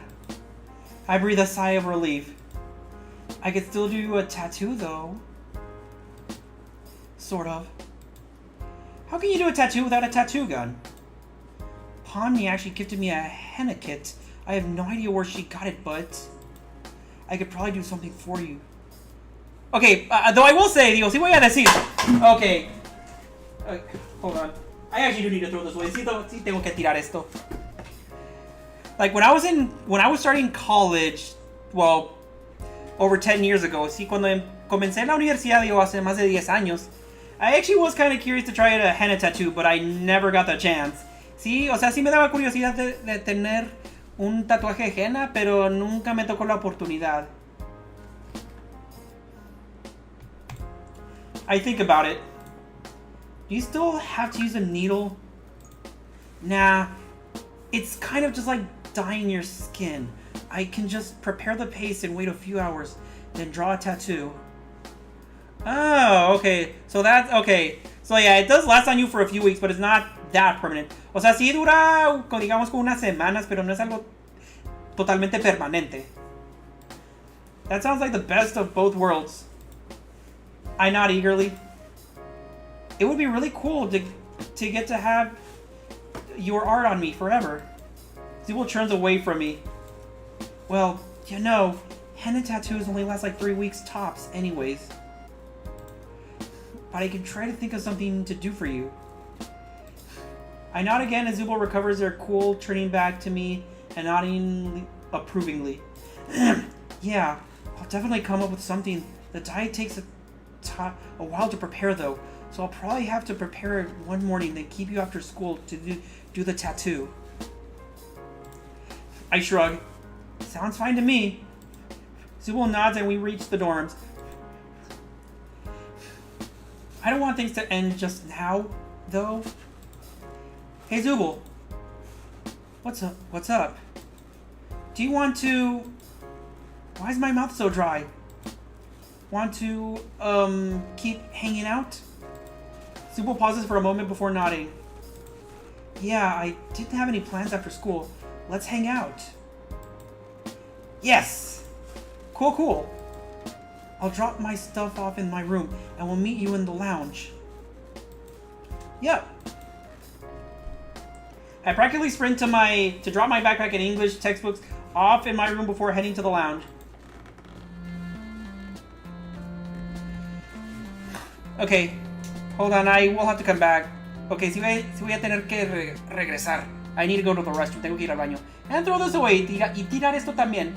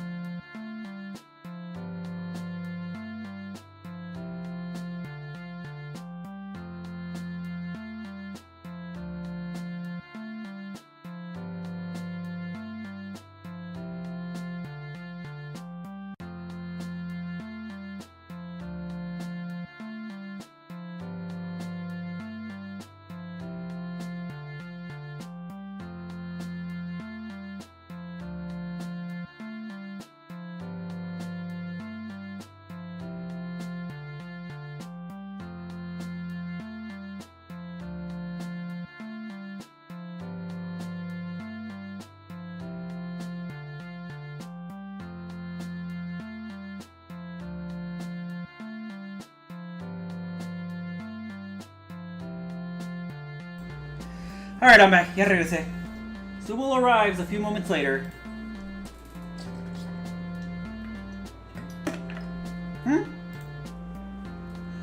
I sit on the couch and Zubul comes over and sits next to me. We sit there awkwardly for a moment and I realize I wanted to keep hanging out with Zubul, but I don't have any idea of what to do. After a few seconds, Zubul breaks the silence. So, Minor, did you have anything you wanted to talk about? They trail off.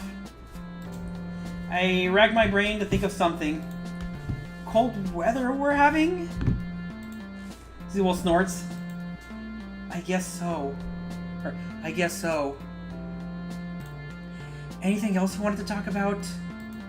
I keep trying to think of things to bring up, but everything I think of seems lame. I can't think of anything. My cheeks burn red with embarrassment. My cheeks burn with embarrassment? Okay, wait, hold on.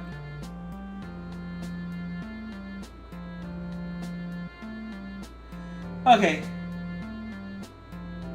Okay, good, that's right, I can go back through the text. Puedo regresar a los textos.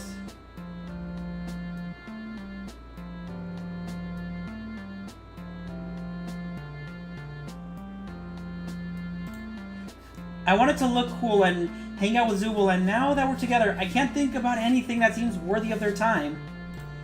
Well, if you don't have any ideas, maybe I can show you where I'd like to hang out. Yes! That comes out a little louder than I meant. I mean, that's cool. Zubul chuckles before going over to a small broom closet and opening it. I told my head in confusion. Maybe the new cool trend is hanging out in broom closets? I almost questioned them when they kneel down and push a false door out from behind some cleaning supplies. They lead me down a cramped spiral staircase that goes underneath the lounge. Oh, a bar!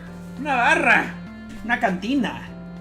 The spiral staircase leads down to a room with antique furniture, a countertop, and an assortment of liquors. Is this a... Welcome to the speakeasy, or the speaksy. Antique lighting fixtures hanging from the ceiling. In the back corner, there's even a pool table on a dartboard. I have to take a seat at the counter. Zubul steps behind the counter without further ado.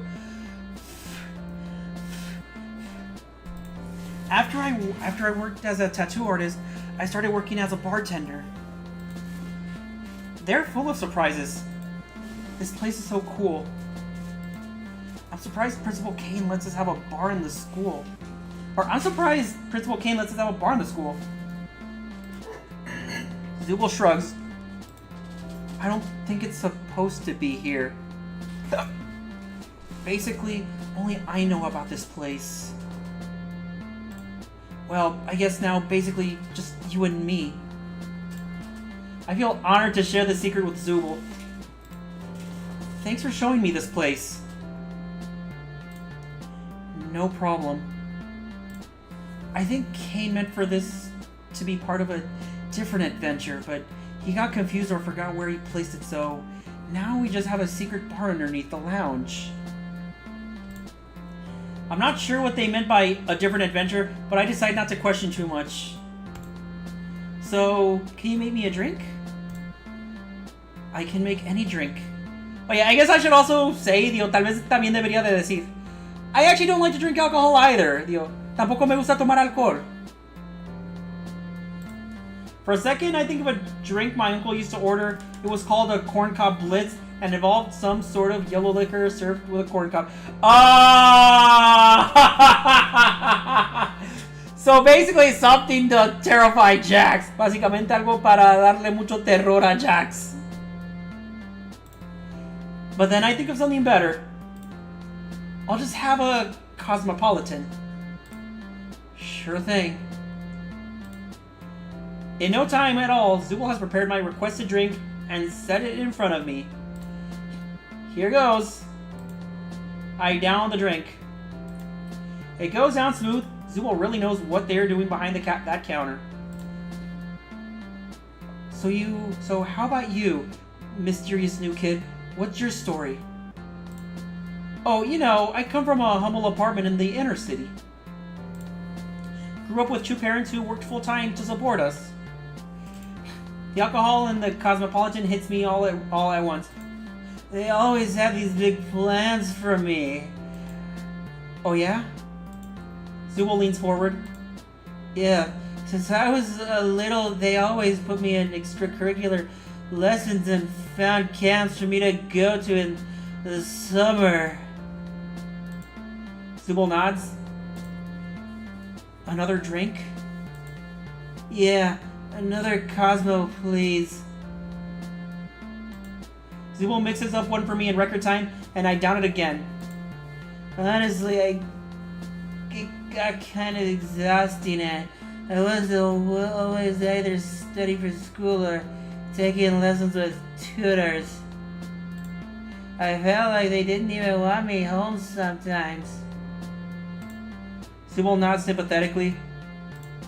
My mom was always saying I was meant for great things, and I just had to keep trying out different things until I found out what that was.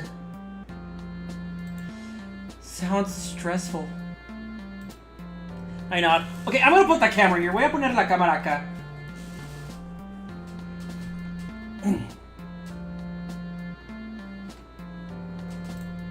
You don't know the half of it. Another drink? I nod again. Keep the cosmos coming. Zubul mixes me another one and hands it to me. I guess all those lessons paid off though. I got really good at piano. Piano? Zubul looks surprised at my confession. Yeah, classically trained. Okay, I will say this. Sí voy a decir esto. Okay, so despite me being a musician, y a pesar de que yo soy un músico, I am not that good at piano. No soy tan bueno en el piano. I'm a lot more of a brass person. Soy más de una persona de instrumentos de aire de latón. You know, like trumpet, French horn, trombone, baritone, you know, euphonium, tuba. O sea, como la trompeta, cuerno, trombón, barítono, bombardino y tuba. What's wrong with piano? Nothing, but my parents wouldn't let up once they found out about it. Every day after school, it was lessons, meeting with tutors, practicing compositions. It was recitals, competitions. I actually enjoy the piano, but they made it my whole life. Zubul shakes her head.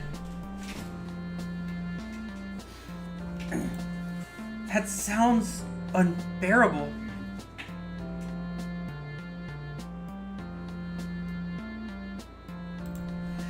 Sounds like your passion was turned into a chore. Exactly. You're the only one I've told about it. 3 cosmopolitans into the night and my vision is swimming. Well, I'm glad you're comfortable enough to tell me.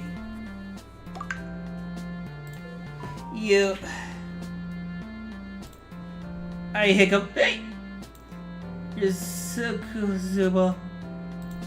I wish I was cool like you. I always feel so silly around you. What are you saying, Minor Mole? They won't quite meet my gaze. I don't know. I just always get all nervous. And my mouth gets all dry. And I can't think of cool things to say when I'm near you. I pause a moment. Is that weird? The blush on their face is apparent, even in my drunker stupor. Or even in my drunken stupor. I guess not. Anyways, minor moles, why are you acting so weird? Weird? I'm not weird. Though I am a bit hurt by being called weird. I'm just drunk. I'm just drunk. Minor mole, there's no alcohol in the drinks I've been serving you. Wait, what? ¿Qué? Is it like one of those ciders? ¿Son como esas sidras o qué? Wait, what? Kane is a weirdo, but even he knows he shouldn't have alcohol on school grounds. This is like a rec room with a bar aesthetics. It's not a real bar.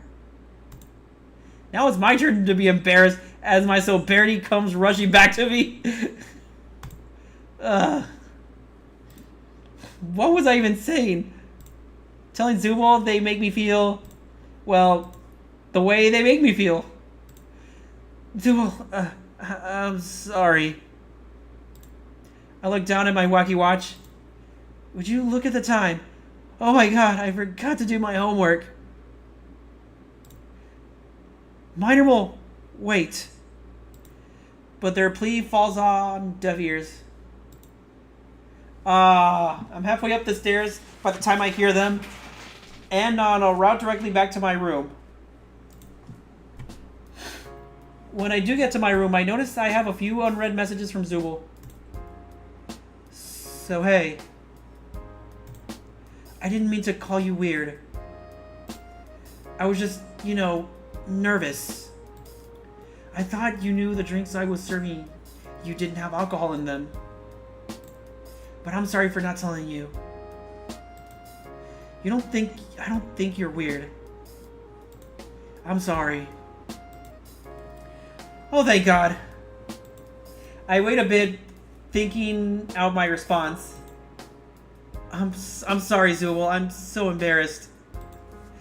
You can forget what I was saying. I think I was just feeling sort of confused and weird. There's a moment before they respond. I didn't hate the things you were saying.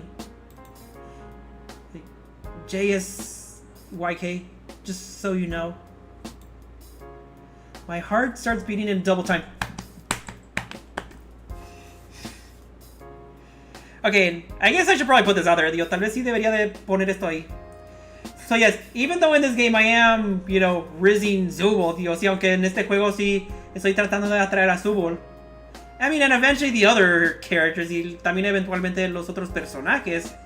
I actually do have a girlfriend in real life, so there's no one I need to worry about rizzing up. Well, actually, no, let me rephrase that. So the only person I care to riz is my girlfriend, que a pesar de que estoy haciendo todo esto, que la única persona que me importa atraer es a mi novia. And I don't know if she's watching, y no sé si está mirando.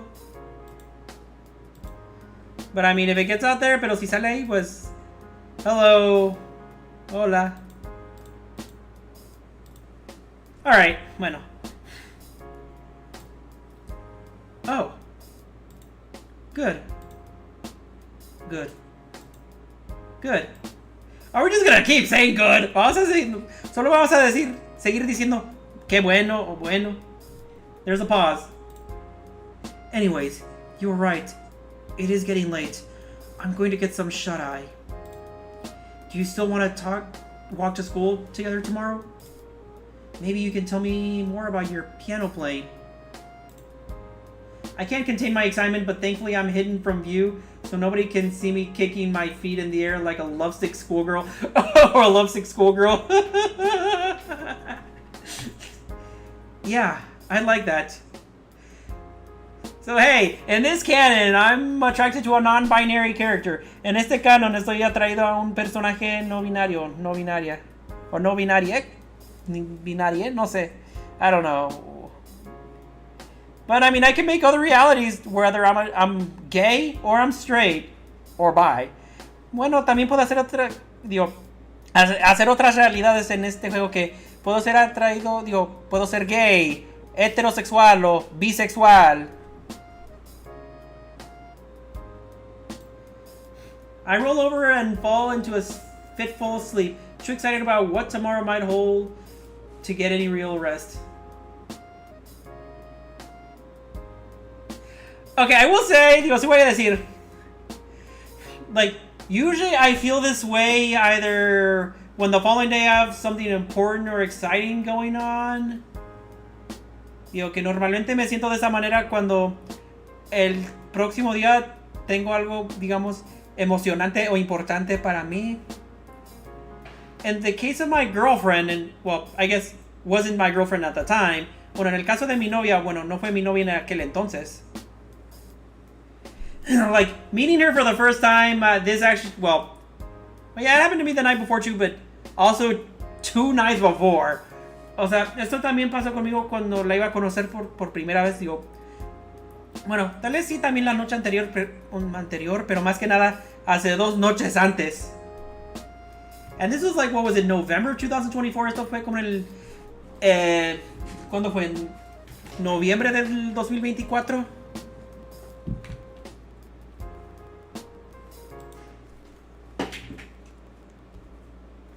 Day 2. Complete. So there's not many days to this from what I recall. No hay muchos días de lo que yo tengo entendido en esto. Maybe no more than, I don't know, 4, 5, or 6. No sé si no más de, ¿qué? 4, 5, 6. My alarm blares as I wake up. I get out of bed and pull on my uniform and brush my teeth and check my wacky watch. Should be able to make it out of the room in time to join Zubul and Gangle on their morning walk. As I finish brushing my teeth, I hear a knock at my door. Hey, Minor Mole. You ready? Coming! I call out, finishing up, grabbing my backpack and opening the door. Zubul is leaning against the door frame.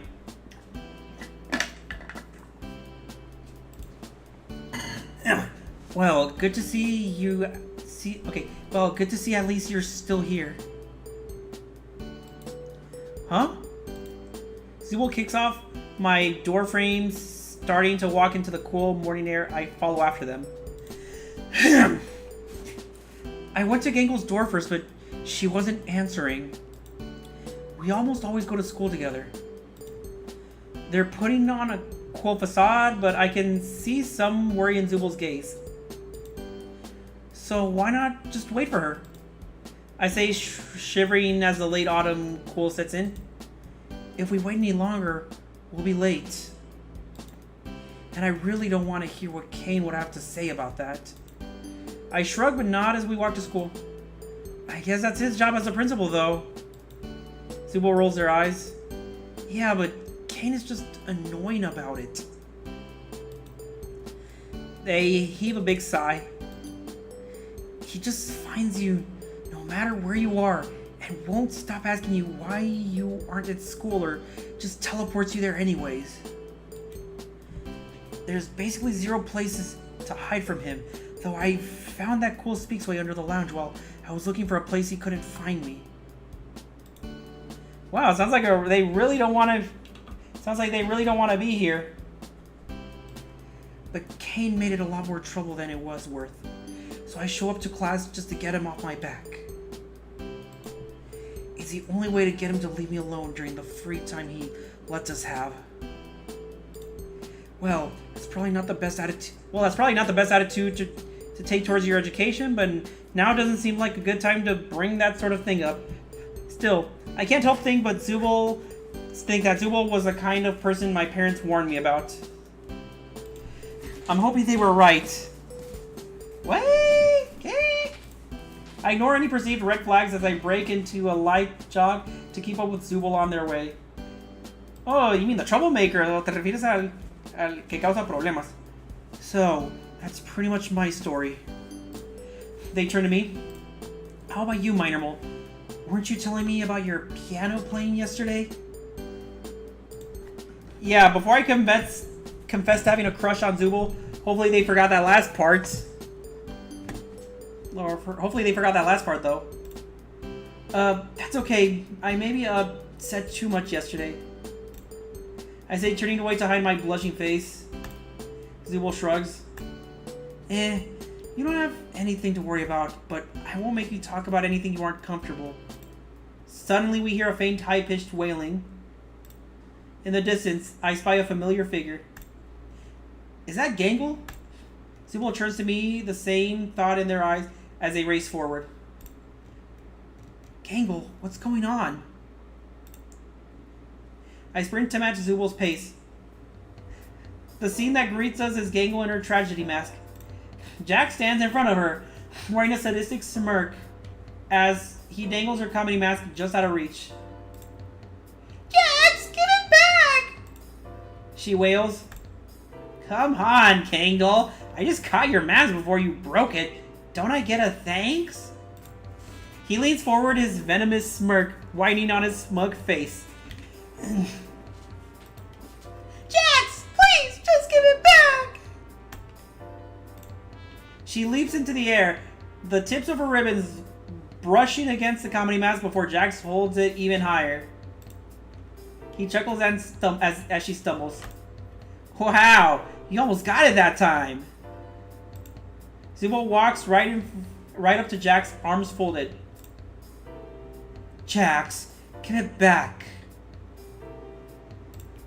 Jax turns, giving them an annoyed glance. Why should I? Stop being an asshole. Jax scowls at Zubul. He and Gangle are just playing a game. Zubul, go inside and stop ruining the fun. Gangle doesn't look like she's having fun. Gangle nods her assent to Zubul's observation. Jax rolls his eyes. You want the mask back, Gangle? Gangle nods sadly. Jax extends the mask to her, but just as she reaches for it, he whips his arm around and hurls it into the air like a frisbee. Whoops! Hand slipped. He says in a bored monotone. Whoops. It slipped. Or no, say. I don't know. Jax! Jax! They shout furious. Oh, look at the time. I gotta get to class. I don't want to be late. He looks at Zubul. Don't want Kane on my case about not showing up. You know how that is. He grins sardonically at Zubul before he walks inside, leaving the three of us at the entrance. Gangle chokes out a sob. He's such a... Sorry, Zubul! Gangle interrupts them. I just wanted to be early to school today so I could work on the art for the culture festival. But I ran into Jax and I almost tripped, and then he took my comedy mask and... She blubbers, beginning to lose control of herself. Zubul puts a comforting claw on her shoulder. None of what happened is your fault, Gangle. I'll go find your comedy mask. Go to class so you don't get marked late. Gangle pauses a moment, hesitant to accept Zubul's generosity, before relenting with a grateful nod, pulling herself together just enough to head to class. Zubul turns to me. You should get to class too, Minor Mole. We're both almost late as is. No way I'm letting you look for Gangle's mask alone, or catch you later, Zubul. How about this one? For a moment, a look of surprise pieces Zubul's usual facade. But it's for the shortest of expressions. I'm pretty sure if I blinked at the wrong time, I wouldn't have even been able to prove their expression changed at all. Suit yourself. Kane isn't going to go easy on you, though. I nod, playing things cool as we walk in the general direction that Jax tossed the Gangle's mask. I scan my surroundings, seeing if the mask is lying on the ground or perhaps in the branches of a tree. Her masks are pretty fragile. I just hope it's still in one piece. Oh, One Piece! Oh, One Piece is real! Me too. Zubul's expression contours in anger, clenching their claw hand. I could wring Jack's neck for the way he treats Gangle. Well, at least you stand up to him. I mean, someone has to. They try to brush me off, but I don't relent. No, seriously. I mean, it's really cool of you to stand up for Gangle like that. She's lucky to have a friend like you. Zubul blushes a bit. You think so? Totally. Anybody who has a friend like you to stand up for them is really lucky. I give them a smile. Zubul's blush intensifies as they turn away. Well, you know, it's just that, I stand up to him because nobody else will. Which is what makes it so impressive, Zubul. Minor Mole, I'm really not all that. Before they continue, I notice the light glinting off something in the distance. Hey, wait, is that... Zubul turns relieved at the momentary distraction. Gangle's comedy mask. As we near the area where the light is glinting off the mask, we see where it landed. In the pool in la alberca! The mask is floating in the school swimming pool, which just so happens to be locked this morning and is surrounded by a wire fence. Oh no! The school has an outdoor pool? Zubul shrugs. Yeah, it's for swim team practice in the summers. I didn't even know we had a swim team. Zubul has already begun to scale the fence, making their way to the other side before I can even start climbing. They bend over at the pool's edge, eyes following Gangle's comedy mask, as it floats lazily across the surface by the pool. Ah, too far out of reach. As I make my way over the fence, Zubul looks around for something to catch the mask with. There's gotta be a net or something around.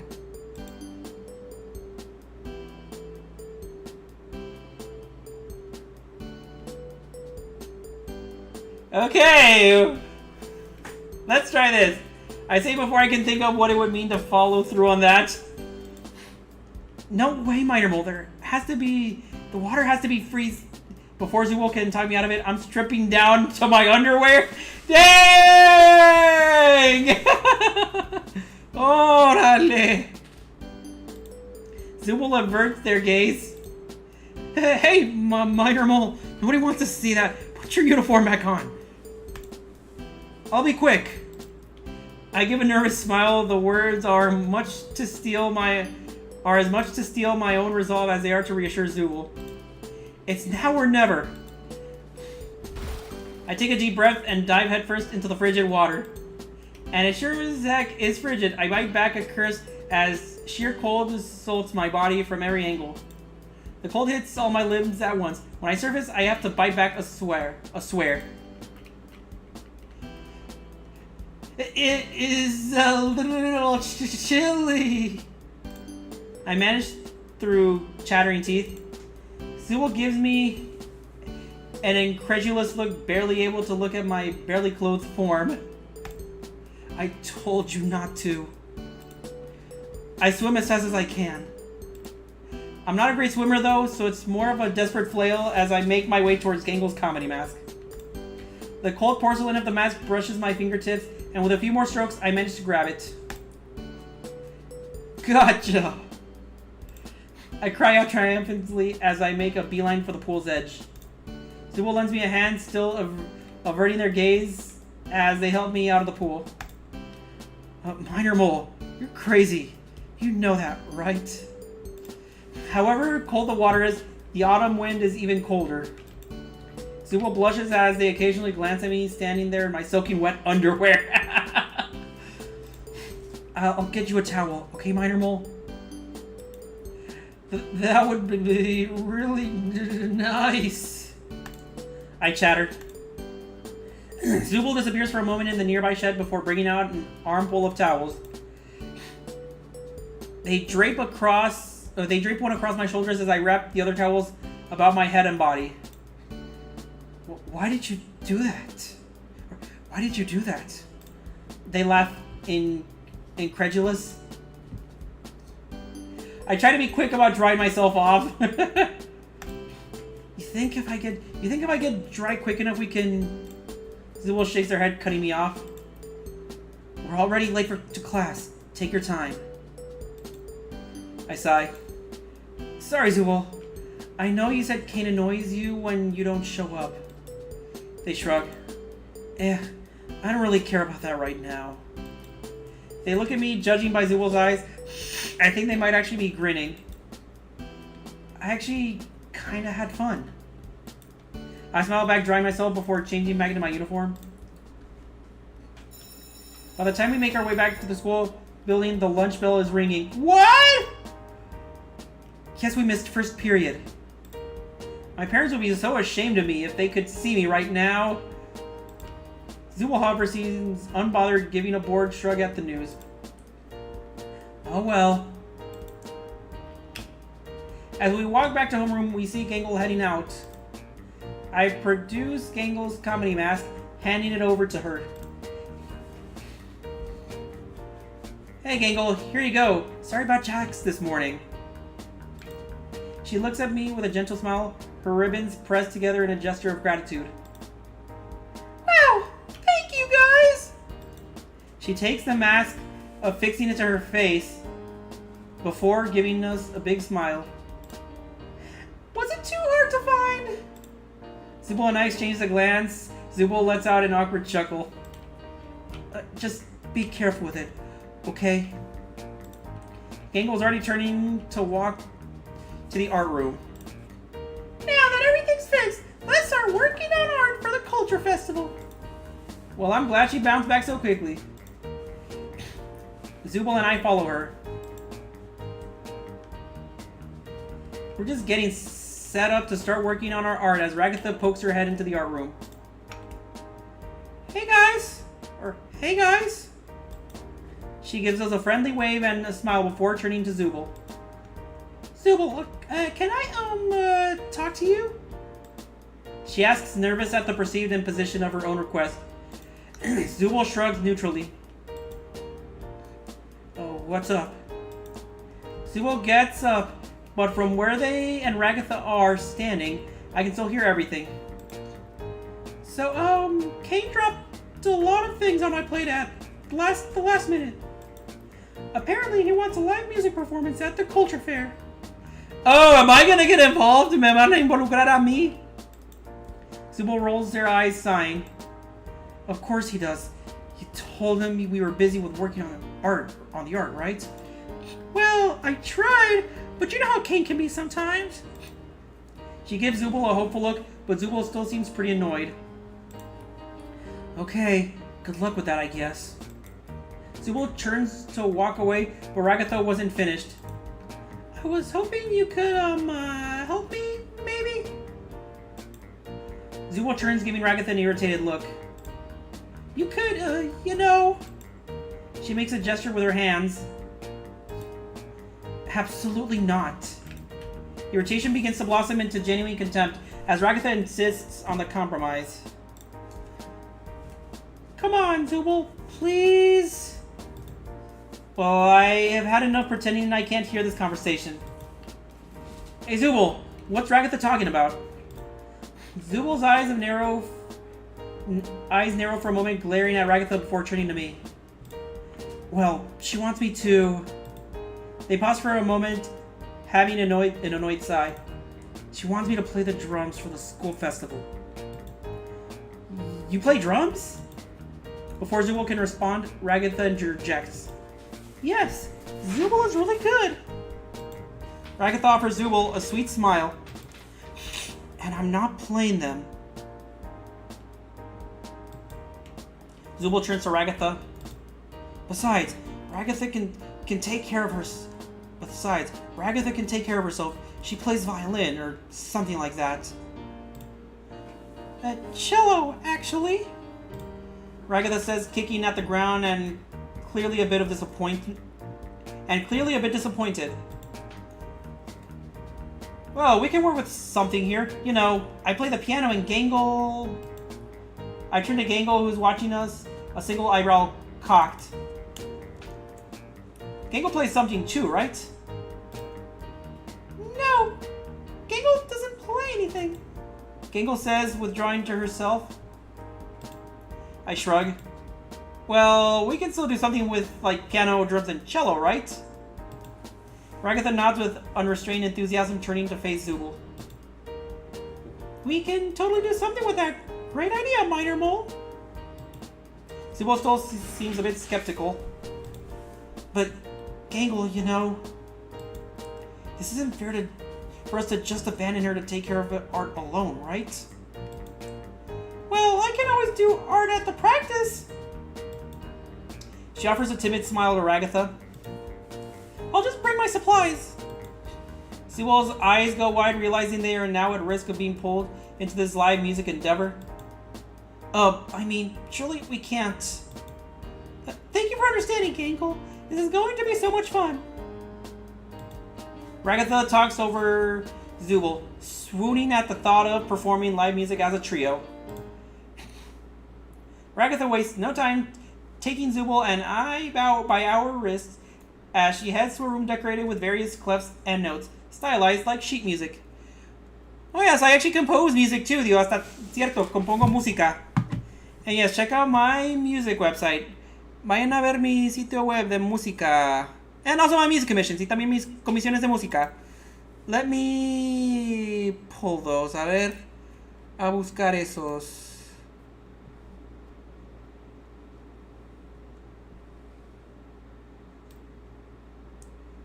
Okay, music commissions. Okay, there it is. Ahí está. I'm going to link these here in the chat. Voy a poner estos en los chats.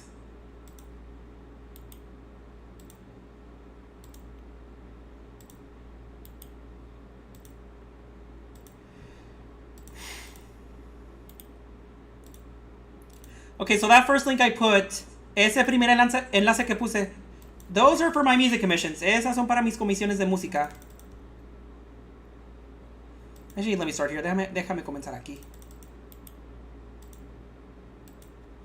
And then these right here, y luego estos de aquí. These will be for my professional music company. Estos van a ser para mi compañía profesional de música. Whew.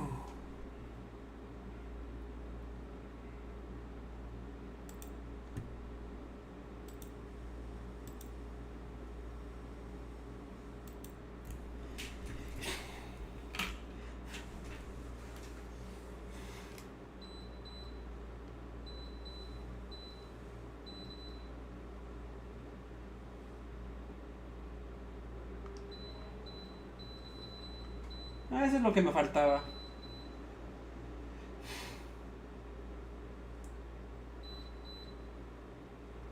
Ay, mero. Ok, eso es lo que me faltaba. Okay, now to continue with this. Ahora para continuar con esto. Sorry, it's just a bit of a segue. Perdón, es que fue una buena manera de promocionar todo eso. Also, I like how the background right here has gloinks. Digo, me gusta como este fondo tiene los gloinks.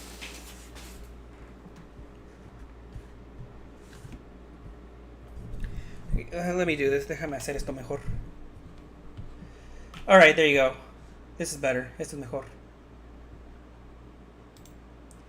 Gangle follows with a timid smile and lugging cart of art supplies. Ooh, it's a music room. Es un cuarto de música. Es un salón. When Ragatha opens the door, I can see a piano set up against the wall. In the corner, a sparkly red drum set sit. Zubul's eyes widen a moment. I'm honestly surprised they have a drum set in the first place. Ragatha nods excited before whispering to me. Yeah, I had to ask Kane for that. I made my way running my fingers across the keys. It has been a while since I played. Zubul sits down at the drum set, hesitant. Gangle finds an empty desk, setting her papers down and starting on her art. I press a few keys and practice a few chords, and Zubul prods the cymbals on her kit with a drumstick. So, are we thinking of doing an original song? I know I've been thinking of... Zubul lifts their drumstick up, striking the cymbal so hard that Ragatha leaps in surprise. Good to see you're interested now, Zubul. I was thinking of... Zubul launches into a heavy drum beat, steadily pounding the bass drum as they strike the cymbal. I was thinking of... She tries to shout over the drums, but gives up. But to be honest, I really like the beat that Zubul is laying down. I start trying to play a few chords to accompany it.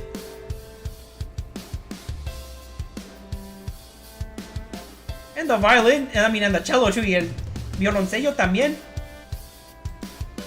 Ragatha gives us a hesitant look before shrugging, pulling her bow across her cello to improvise a melody to match the chords I'm playing.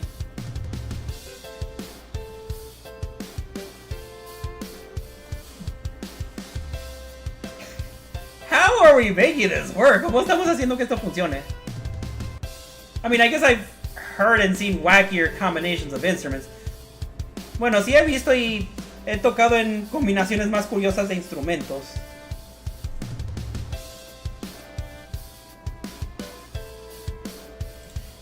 We're all putting energy into the performance, but Ragatha's melody doesn't match my chord progression very well. And sometimes Zubul launches into an improvised solo. We finish and I turn to Gangle. So, how was, that? I say, trying to inject some confidence into my voice. Gangle offers an apologetic smile. That was, She pauses a moment, then finds the words she was looking for with a wide smile. That was a really good warm-up! Or, that was a really good warm-up! We all exchange a look. Ragatha looks a lot more optimistic than myself or Zubul. Hey, not a bad warm-up. That's pretty good. Maybe we can base something off of what we just did then. Before Zubul or I can provide our own feedback, Ragatha begins to play a classical style melody on her cello. I look at Zubul, who shrugs before picking up their drumsticks and improvising a beat to match the tempo of Ragatha's playing. I wait a bit, getting a feel for the melody and the beat Zubul is playing before I try to create a melody to bridge the two. But it's rough going, especially because Zubul is playing their drums very loud with no regard for how they're drowning out our instruments. Ragatha has to shout to make her voice heard. Hey Zubul, can you maybe play a little softer? Zubul gives Ragatha an annoyed glare. Can't you just play your cello louder? You're sort of drowning our instruments out. Zubul stops playing, throwing their hands up in resignation. You begged me to be here, and now it's a problem that I'm playing? I don't have to be here. I can go back to the art room and you can play cello with minor mole or something. Ragatha sighs as she stops playing her cello. You know, that isn't what I meant, Zubul. I just want us to... She gives me a meaningful look. We're together, right, minor mole? Zubul heaves an annoyed sigh of their own. I don't know what you want me to do. The drums are a loud instrument, Ragatha. It's just a bit, intense. How about minor mole and me start and you join? I have a bad feeling about this. But I go along with Ragatha's request, waiting for her melody again before matching it with a good chord progression.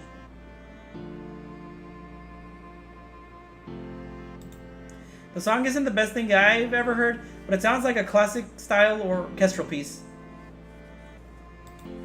Once I'm comfortable with the chord progression, I cast a look over at Zubul, who looks irritated and bored behind their kit. So, what do you think of this? Ragatha offers, trying to be helpful, but oblivious to Zubul's simmering behind the drums. Zubul shrugs. Sounds great. Seems like you got this. Can me and Gangle go back to the art room? Zubul stands up, walking to the door. Gangle pauses a moment. Come on, Gangle.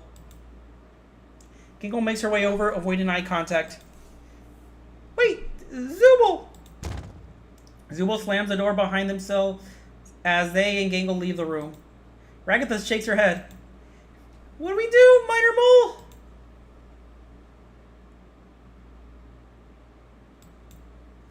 I say, walking out the door, that I'll talk to Zubul. You know, as opposed to us keep rehearsing. Catching them as Zubul tries to hurry Gangle back to the art room. Wait, Zubul! Zubul turns to face me. Minor Mole, you have a lot of art to do. Besides, don't you need to get to work on your duet with Ragatha? I throw up my hands. Zubul, I don't want to do this without you. Zubul looks away with a huff, crossing their arms, but pauses. Gangle, can you take the rest of the art supplies back to the room?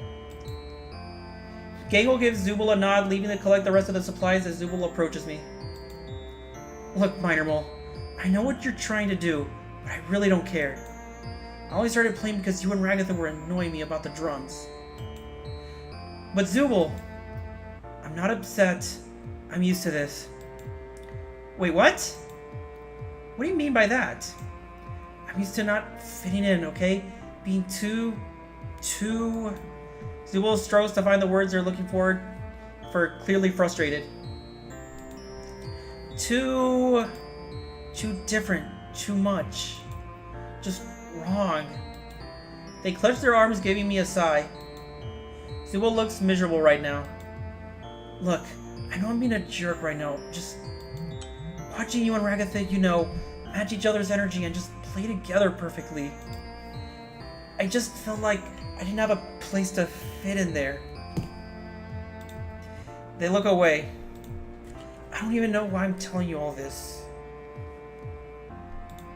I put a reassuring hand on Zubul's shoulder. Hey look, it's cool. I didn't mean to make you feel left out. I'm sorry. I can just tell Ragatha that she's going to have to play her cello solo if you don't want to do this. Zubul gives me an uncertain glance.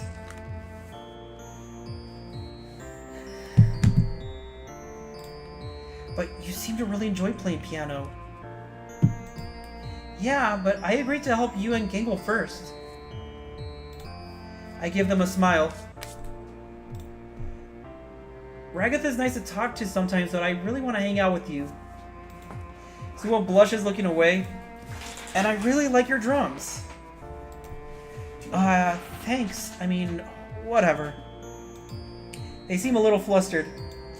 Anyways, it's getting kind of late. After we put away the art supplies, do you want to walk home with Gangle and me? I nod. Yeah, that sounds good. Zubul nods. After a few minutes, the two finish up, and we head back together.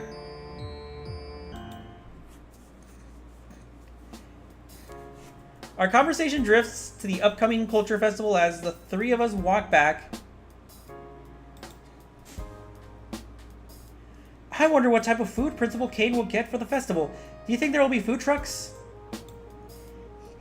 Maybe there'll be a ramen stand! The kind with cute paper lanterns and shades! She says, eyes sparkling with excitement. Just like in Uzumaki Ninja! Oh, look at her mask! Miren su máscara! Miren. She strikes an action pose. I believe in it! Zubul and I look at her and can't help but laugh. It must be a reference to one of her anime. With a smile, Gangle walks ahead of us a bit. What do you think will be there, Zubul? Zubul shrugs. Don't know.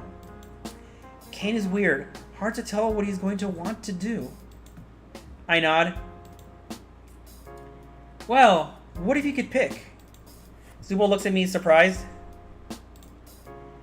What, like the food? They pause for a moment to think. I don't know. Maybe like kebabs. Gangle and I nod. Good pick! I nod. Yeah, respectable choice. Respectable choice. As the dorms finally come into view, Gangle darts ahead, leaving us behind. Oh, sorry guys! She calls back after herself. I need to catch the the most recent episode of Refriend End of Journey. She waves without turning around. Zubul and I make our way to the steps. Our rooms are next to each other, but Zubul still walks me to my door. So, this is me. Zubul looks away. Yeah, I guess it is. There's an awkward pause. Zubul shuffles their feet a moment before looking up at me. So, Minor Mole. Yes? I exclaim before Zubul finishes. Their eyes widen in surprise a moment before they let out a chuckle. Aren't you going to wait for me to finish my question? Yeah, sorry. I say, blushing. Minor Mole, you want to hang out in my room today? Oh shit! Are we actually doing this? ¡Ah, la verga! ¿Vamos a hacer esto? Yes! I exclaim just as the first time. Zubul rolls their eyes laughing. Come on, then, you dork. I follow Zubul to their dorm, excited to spend more time with them. I feel a lot more confident hanging out with Zubul today. I feel like we're developing a genuine bond. Oh, okay, this is not a bad room. Este es un cuarto... se mira como un cuarto bueno. Like, not gonna lie, no voy a mentir. As we step in, I'm greeted by the buzz and glow of neon lights. Mirrors line the walls by the bed.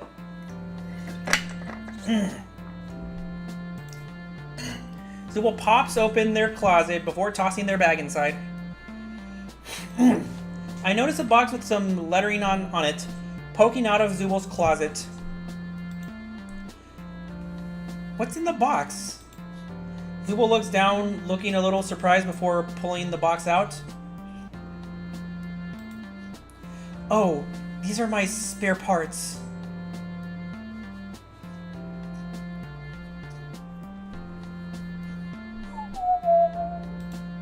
They say like that's an ordinary thing lying around, or just out lying around. Spare parts?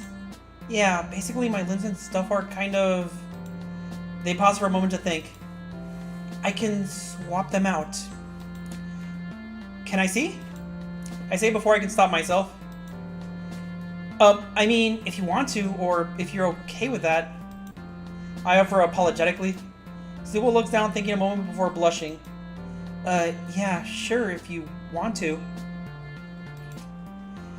As Zubul finishes pulling the box out of the closet, I can see the lettering on the side spells out the word Zubul's. Go crazy, I guess. I get on my knees and start digging in the box, sorting out through a seemingly endless assortment of colorful extremities.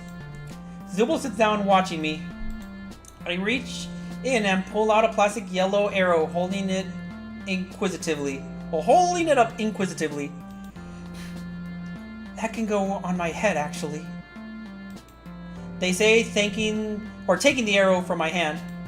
Without a word, Zubul pulls their little lightning bolts out of their head. They affix the arrow in its place. Like this. And yep, even the change of art, hasta el cambio de arte. Whoa! I'm awestruck for a moment, then I ask, Can you do that with all your body parts? Mostly. It takes a little tugging for some of my parts, though. Check out this piece. I say, pulling out a piece shaped like a bat wing. This one is so cool. You think? They say, looking at me before plucking the wing off their back, pulling the bat wing in its place. Like, I'm Batman, like Batman.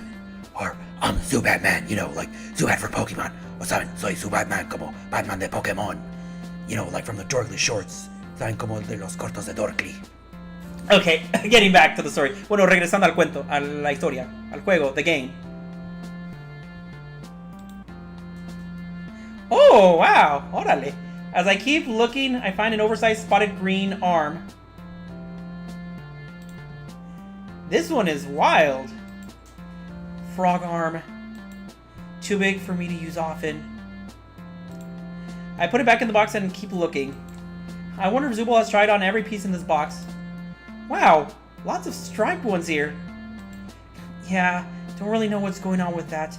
Guess Kane thinks I'd look cooler if I was a zebra or something. They snort. I laugh along with them. I find a large tentacle-shaped appendage. Okay, we are not talking about hentai here. No estamos hablando de hentai aquí, ¿verdad? Like, right? Any fun stories with this one? Zubo blushes.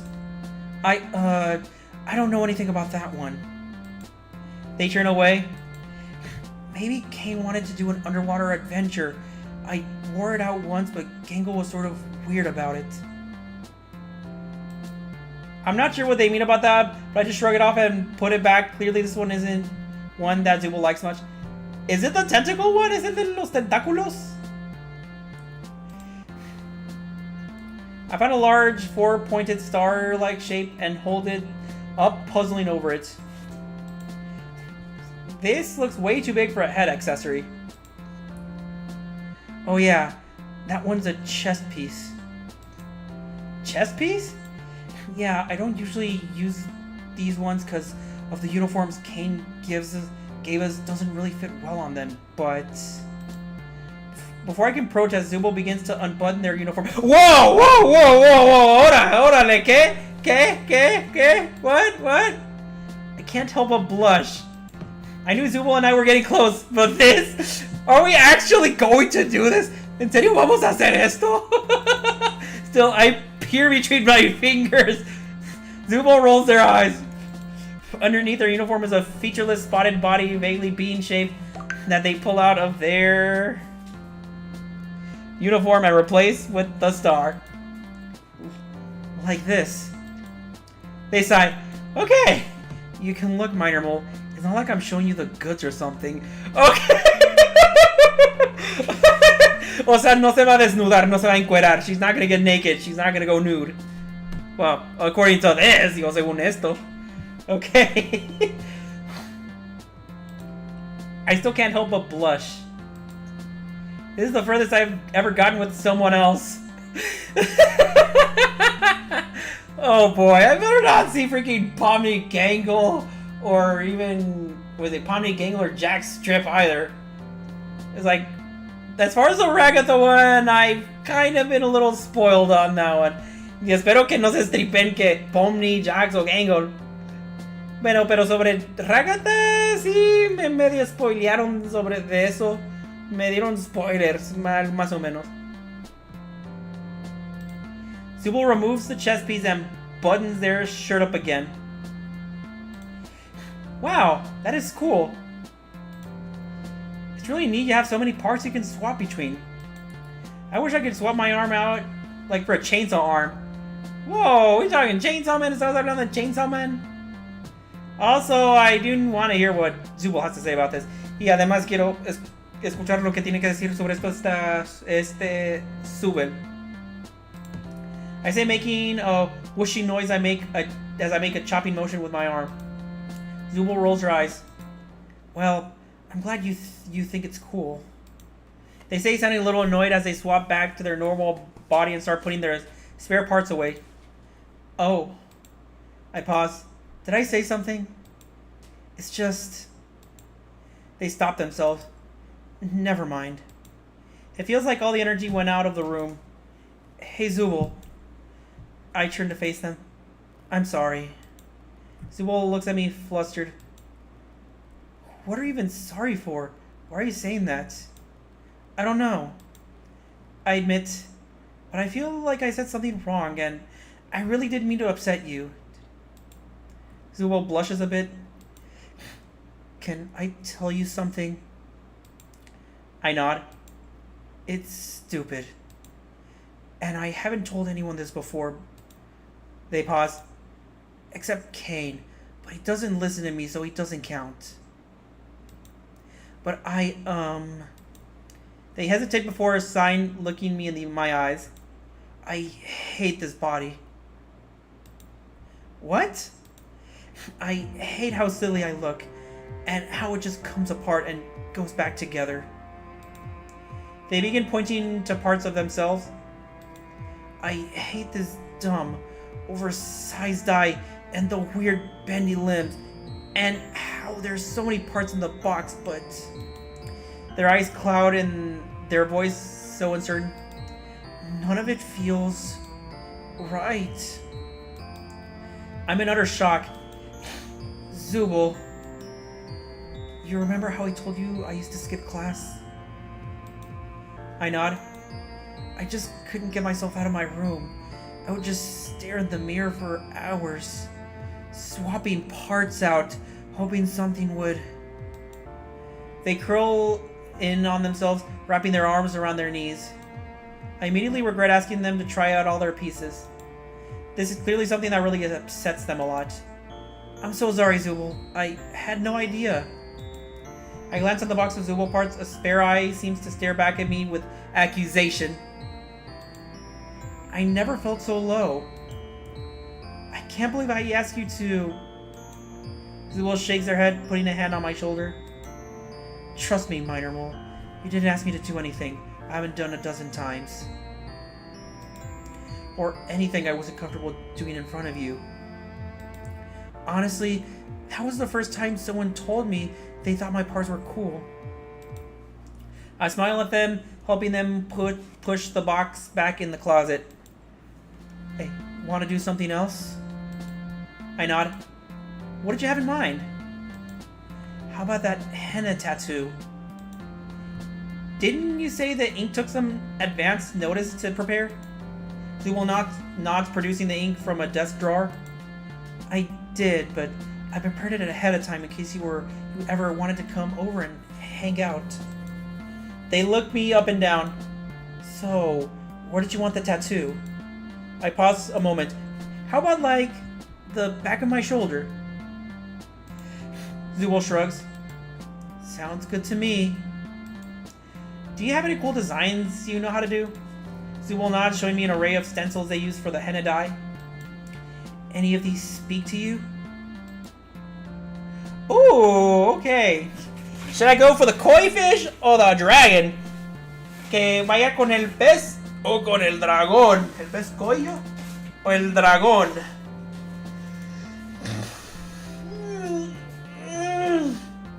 Go for the koi fish. Irnos con el pez koi.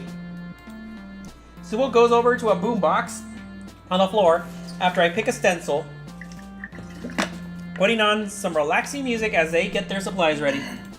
Even though I had to strip down after getting soaked this morning, I'm still a little shy as I take off my top for Zubul.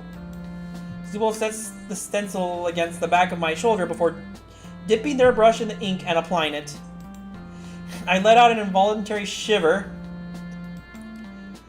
This is so cold. Come on, Minor Mole. If you move, you're going to mess up the tattoo. Sorry. After I get used to the coolness of the paste, it actually feels kind of good. Zubul is quiet, completely focused on the tattoo as they work behind me. I'm grateful for the relaxing music that fills the silence, but try to come up with something to talk about with Zubul anyways. So you used to be a bartender and also used to be a tattoo artist. What other kinds of jobs have you done? Well, I technically worked at Spudsy's for a day, but I don't really count that. They pause. I wanted to go back to school, but life had other plans. There's a moment of silence before I can think of another question. Well, do you have any other hobbies? When did you pick up drums? I was a kid when I started playing drums. They say, going quiet for a moment as they focus on a specific part of the stencil before continuing. Aside from that, I guess I used to check out an abandoned building, but mostly it was just drums. The more I learn about Zubul, the more I feel impressed by them. It's like every new thing I learn makes Zubul exponentially cooler, even if they don't see themselves that way. You were really good on drums earlier. Did you play for a band? Yeah, we never really made it out of my parents' garage. But we did a lot of punk and hardcore style stuff. I really liked it. If you can come back tomorrow, I bet we could get something really amazing for the festival on Friday. They pause again with a reply. It's a bit quieter than before. Maybe. They say, so, what about you? What do you do for fun, Minor Mole? I think a moment. Well, I do play piano a bit, and sometimes I watch anime. I trail off, but that's it. And there doesn't seem to be all that much to do on school grounds, so I guess I don't really do much with my free time these days. Yeah, tell me about it.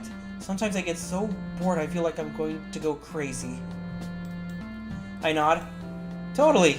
If I didn't have you and Gangle to talk to, I feel like I would have gone crazy already. Honestly, I'm surprised you don't all hang out together more often. I feel so lonely when I'm alone in my room. But when I have someone else to hang out with, the school doesn't seem so bad. There's a quiet moment as Zubul finishes up the tattoo. Alright, and done. You'll need to let it set for a bit. The longer you leave it alone, the darker it'll come out, and the longer it'll last, so you can just rinse it off when it's dark enough for you. I nod. I wish I could see it now. I bet it looks epic. Zubul rustles around their room for a moment before holding a mirror behind me, angling it so I can see the tattoo. Here, look. Whoa, that's amazing, Zubul. I'll be super careful so it doesn't smudge. I'm starting to regret that henna is temporary. I'd love to have some of your art on me permanently. Zubul looks away in the mirror. I can see them blushing behind me. Okay, as I said before, como dije antes, me in real life, I don't want a tattoo. A henna tattoo maybe. O sea, voy a recordarles, I'm gonna remind y'all, que en la vida real yo no quiero un tatuaje. Un tatuaje de henna, quizás. But like a permanent tattoo, no. Pero un tatuaje permanente, no.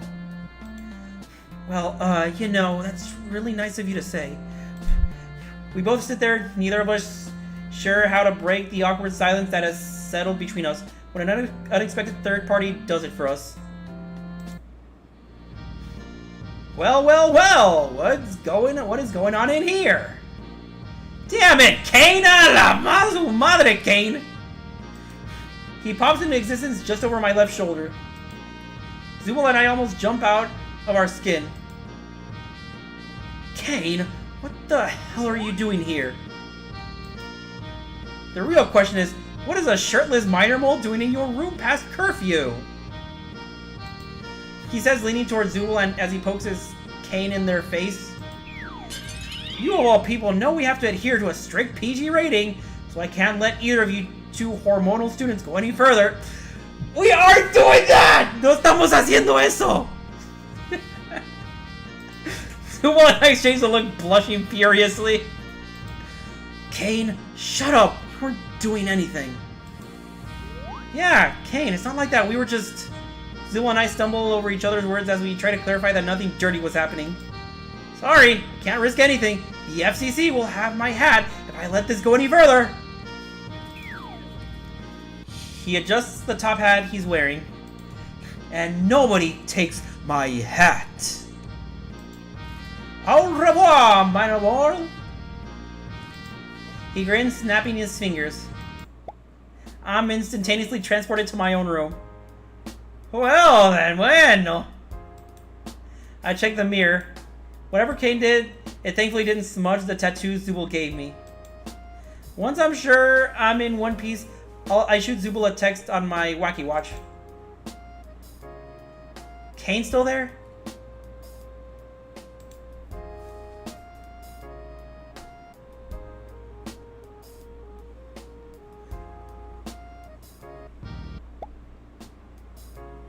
Okay, there it is. There's a few minutes before Zubul responds. I finally got him out. Sorry about him. Not your fault, and at least the tattoo still looks cool AF. Already know what that means? ¿Saben lo que significa eso? Cool as fuck. I'm glad to hear that. Try not to smudge it off for the next few hours. Want to walk to school together tomorrow? Yes. See you tomorrow? See you then. This afternoon was a lot of fun. Spending time with Zubul was really exciting. As I drift off to sleep, I start to wonder if my feelings for Zubul are running deeper than I originally thought. And I promise I'm not doing this for the sake of the story. I'm actually trying to get this, or my shirt, situated. Les prometo que no estaba haciendo esto, digo, nomás, digo, por lo de la historia. Estaba tratando de acomodar mi camisa. And day 3 complete. Día 3 completado. So is this a 7-day thing? ¿Es una cosa de 7 días? The first thing I do when I wake up is head to the bathroom and take off my top to check the henna tattoo. I'm still groggy. I stayed up pretty late last night because I was scared I would smudge the ink by sleeping on it. Though I eventually took a cool shower to rinse off the excess ink and surrendered to sleep. I can't wait to show Zubo how cool this looks. As I start imagining hanging out with them, I blush a bit, remembering how close we got last night. And I hope just a little we can get closer as we keep hanging out. I'm pulled out of my thoughts by a knock on the door. I pull my top back on and open the door. Zubul and Gangle were already there waiting for me. You excited for the Culture Festival tomorrow, Minor Bull? Okay, so it's a 5-day campaign, I'm guessing. ¿Es una campaña de 5 días? She gives me a gentle smile. I nod, stepping out of the door and beginning the long trek to school with my 2 friends. This week went by so fast, huh, Minor Mole? It sure did, but I've been having so much fun, even though it's just the first week. Oh wow, almost forgot it's your first week here. Zubul nods. Yeah, it's weird to think about. It feels like you've been a part of the group for a lot longer. I can't help but blush at their friendly words. Well, I couldn't ask for better friends to help me get used to the school. Before I came here, I was so nervous, I really struggled to make even surface level friends. And the friends I did make wouldn't stick around for more than a semester. I guess what I'm saying is, you guys are better friends than I could have asked for. Minor Mole? She looks at me, emotion welling in her eyes, before pulling Zubul and I into a group hug before either of us can resist. Ah, that's how I look. Así es como parezco. You guys are the best friends I could ask for.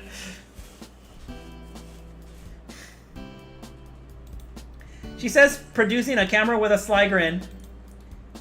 Gangle, wait. Zubul says, squirming. Gangle doesn't wait, holding up the camera high before snapping a pic of all of us. Gangle slides the camera slyly back into her uniform. I bet even Jax would be too scared to try anything with us now. Zubul squints. Yeah, I could kick his ass, no problem. They flex their claw arm as Gangle and I pretend to fawn over their impressive figure. We all burst into laughter as we approach the school entrance, making our way up the staircase before sitting in our usual spot in homeroom. Ragatha waves to us. Oh, hey Zubul and Minor. Good morning. Haven't you decided if you're going to participate in the band? She offers a coy smile, leaning towards us, her gaze primarily focused on Zubul. I think Zubul and I are going to pass on the... Zubul interrupts me. We'll meet you in the music room once English class is over. That was... unexpected. Oh my gosh! Thank you both so much! She beams. Well, you know. They scratch the back of their neck, looking away. I don't think I was being really fair to you two yesterday, so, They pause. Sorry. Zubul barely gets their apology out before Ragatha jumps into offer one of her own. No, I'm actually the one who needs to be sorry. I was trying to control everything and I was the one who asked you and then... It's fine, Ragatha. Zubul interrupts Ragatha's apology before the ragdoll can get too carried away. Ragatha offers a grateful smile in response, nodding before facing the front of the class as Kinger starts the lecture. I still have questions though. Once Kinger is done taking attendance, I turn to Zubul. You, changed your mind? Zubul shrugs as if it's no big deal. Well, I was thinking about what you said yesterday. And I realized that I'd rather spend time working with you and Ragatha than just moping around. And, I guess I like spending time with you. They say with a blush. I want to try doing stuff you like, you know. Thanks, Zubul. I'm sure I'm blushing just as much. I try to focus on the lecture, but Zubul is the only thing I can think of. When my eyes occasionally drift to them, I find it hard to look away. I wonder what thoughts are running through Zubul's head. Are they thinking about me too? Hey, minor mole. I jumped, pulled from my thoughts. It's lunchtime. Did I really miss the bell? Oh no, I must really be head over heels for Zubul. Ready to head to the music room? I nod enthusiastically. Zubul turns to Gangle. Hey Gangle, Minor Mole and I are going to help Ragatha with the music thing. You want to draw in the music room while we do that? Gangle nods. I'll get my stuff from the art room and meet up with you guys. Leaving me and Zubul to walk to the music room. Just the two of us. Zubul and I walk into the music room. Ragatha's already setting up her cello by the time we open the door. I head over to the piano bench. Zubul gets behind the drums. Maybe today would be a good day to take the lead. See if I can come up with something that emphasizes Zubul's aggressive drumming style while also letting Ragatha's more classical style shine. Hey guys, I have an idea.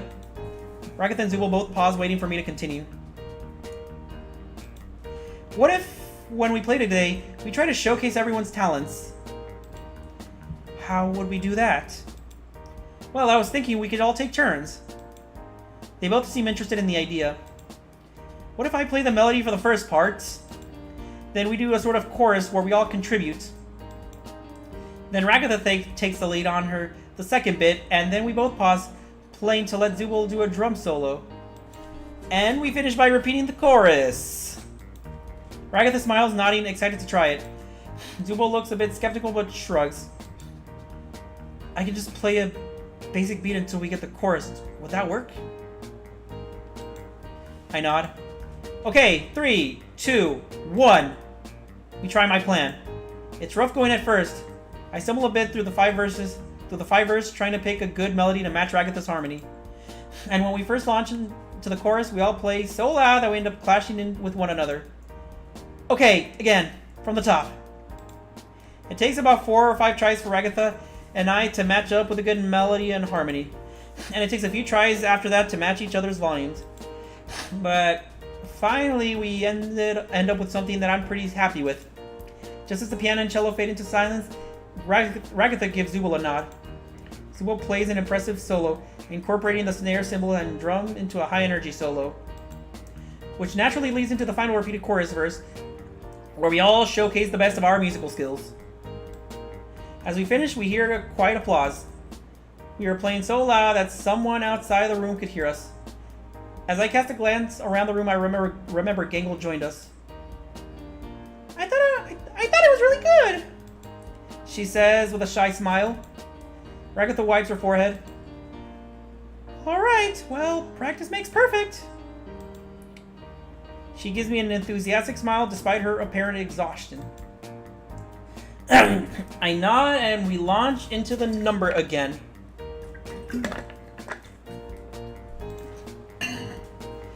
This time we work on balancing our dynamics so that no one instrument drowns out the others.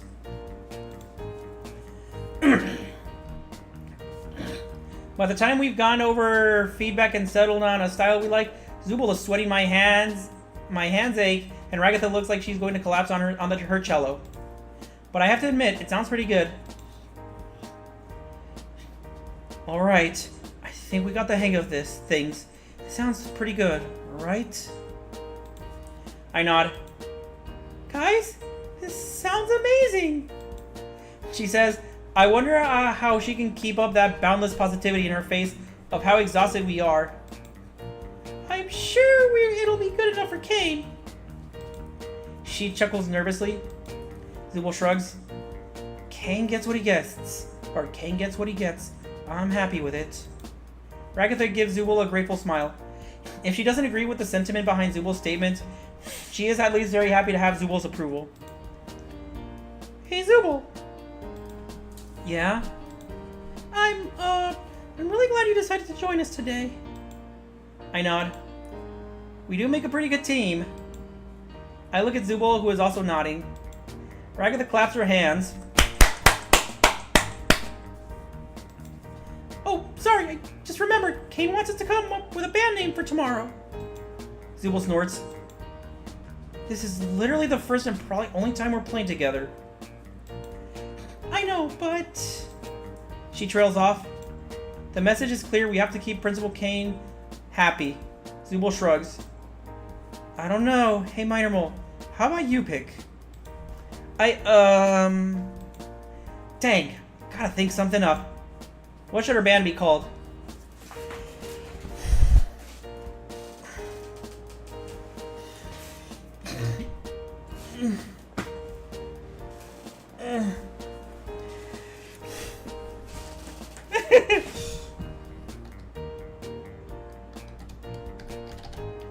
Riz! How about that, Riz? Riz? I like that. Zubul nods. Riz, huh? Has a nice ring to it. Just as we settle on the name I picked out, Ragatha's wacky watch buzzes. Oh, wow! Is it really that late? I still have so much to organize. She gives us an apologetic smile. Are you okay? Are you all okay if I head out? I'm sorry, the culture fair. It's cool, Ragatha. We can clean up in here. Ragatha nods with one last apologetic smile before she heads out. So, Minor Mole, Gangle, you guys want to be done for the day? Just drop off Gangle's art stuff in the art room. Actually, I just remembered I forgot my backpack in my locker. Do you guys mind if I pick that up and meet you at the school entrance? Zubul and Gangle nod, heading into the art room. Just as I close the piano lid and get ready to leave, I hear the door creak open. I duck behind the piano. Who could be sneaking in? To my surprise, it's... Jax? Holding a larger pair of scissors, he skulks into the room before spying the cello. He slips the scissors behind one of the strings and... Hey! I shout. What the... Huh? He pauses a moment before spotting me, giving me a wicked grin. Oh, Minor Mole, didn't see you there. What the heck are you doing? Relax, just... He closes his scissors around the strings with a sad, high-pitched twang. The string is cut in half, completely unusable. This. His grin widens. Well, why? Words fail me in the face of Jack's undisguised enthusiasm for his own cruelty. To mess up the culture fair, duh. He says like that's a normal motivation. After I finish up in here, I'm gonna throw paint all over the art room. Well, fuck you too, Jax! Pues que te vayas a joder también, Jax. And try to find out what everyone else is doing to see what I can do to mess that up too. But just... I say, still not fully understanding. Why? Jax rolls his eyes. Because I can. And because it's funny. He says, snipping out another string on the cello. Could you maybe not do that? He looks at me completely deadpan. No. Well, talking to him isn't doing me much good, and we only have a couple spare cellos. If Jax finds those, it's curtains for Riz. Think, Minor Mole, think. What would Zubul do? I launch into action. Hey, wait! Jax has moments before I launch myself towards him, tackling him into a wall. I won't let you mess this up! We worked really hard! Ugh, get... He squirms, trying to get an arm free. I bite it. Ow! What the heck is wrong with you? He keeps wriggling as I try to wrestle the scissors from his grasp. Get off of me, Minor Mole! I will stab you! Just stop! Jax's scissors nick my sleeve and I recoil. Did he actually just try to stab me? I stumble backwards, knocking over a cymbal from the drum set, which falls into the ground with an immense clatter. The noise attracted someone's attention as the door to the room flies open and in storms. What the hell are you doing here, Jax? Jax eyes my sleeve. I didn't mean to do that. I was just... You are so dead. Zubul gives him a look that could wither a tree to its roots. He was trying to mess up the culture festival. I pipe up. Jax rolls his eyes. Oh boy. Zubul and the tattletale. Am I supposed to be scared? Zubul turns to me. Minor Mole, lock the door. I nod, standing up and locking it. Jack's eyes dart to the door, then Zubul, all sense of humor fading from his face as he blanches. What are you doing? Wait, hold on, don't! Ow! Fuck! Stop! Zubul's wacky watch buzzes. Hey! Jack's cursed in this! Jack's dijo malas palabras en esto! As he apparently doesn't ever do so in the show. Que según no, nunca lo hace en el show. But hey, at least we got to have a story where Jax does suffer. Bueno, al menos si nos toca una historia en donde Jax sí sufre. Oh, that's Gangle. She just made it back to the dorms. Apparently there's a new episode of her show on tonight. Sorry you got held up with me. I giggle nervously, but Zubul shrugs. It's fine. I would've just worried about you if I left you alone after I heard the cymbal fall anyways. You were? Worried about me? Zubul blushes. Yeah. A little. Why are you asking that? I blush too. I just wanted to, that is... I don't have a good answer, so I just give Zubul a shrug. Still, I should have guessed Jack would try to mess things up. I nod. Yeah. I can't believe you tried to fight him off, though. They laugh. I laugh a bit, too. That's pretty brave of you. Well, you can't always be the only one who stands up to him. But honestly, I was just trying to think of what you would do. I guess you could say you inspired me. What I would? They trail off, blushing before continuing. Well, that's cool that you thought of me. The tension is so thick you could reach out and cut it. I lean a little closer to Zubul when suddenly... Zubul, Minor Mole, congratulations! Confetti bursts into the air. Kane? They stammer, caught off guard. What are you doing here? What am I doing here? He repeats the question, even as confetti flutters in the air around him. Oh! He snaps. You and Minor Mole just won the Culture Fair Champion Award! He says without explaining what that means, seeming frozen in place. Meaning... They prompt him. Meaning you two put in a truly impressive effort to make the Culture Fair a success. From working on art with Gangle, helping Ragatha form a band to provide live music, to even thwarting the wicked plans of Jax to ruin everything at the last moment. You two have worked your rears off just to make sure the Culture Fair goes without a hitch. Another burst of confetti floats down. I salute you. He says, saluting, a third wave of confetti exploding and covering the path. And your reward is... He says, conjuring a drum roll from somewhere. A location of your choice! A location? I'll let you two go anywhere at all. Anywhere? Anywhere they want, dear studio audience. He says, looking in a random direction. So like, would a real bar with alcohol be allowed? Kane twitches. That was only once, and because the suggestion box requested it. And we need to maintain a PG rating, Zubul. Or, that was only once, and because the suggestion box requested it. And we need to maintain a PG rating, Zubul. You said anything. They insist. Kane twitches again. Oh, look at the glitches! Miren a los glitches! His eyes cycling through colors for a second before straightening up. Oakley Dokley! A brand new bar it is! You know, Oakley Dokley, like Ned Flanders from The Simpsons.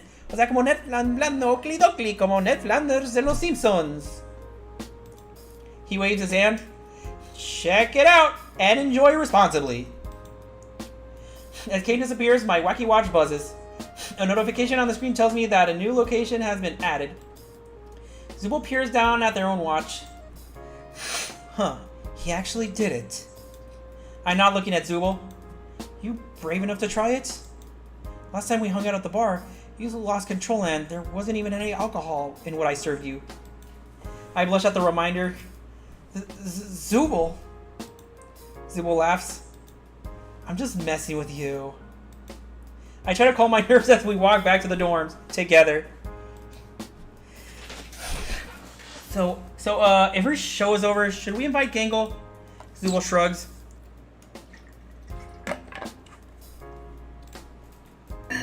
We don't have to.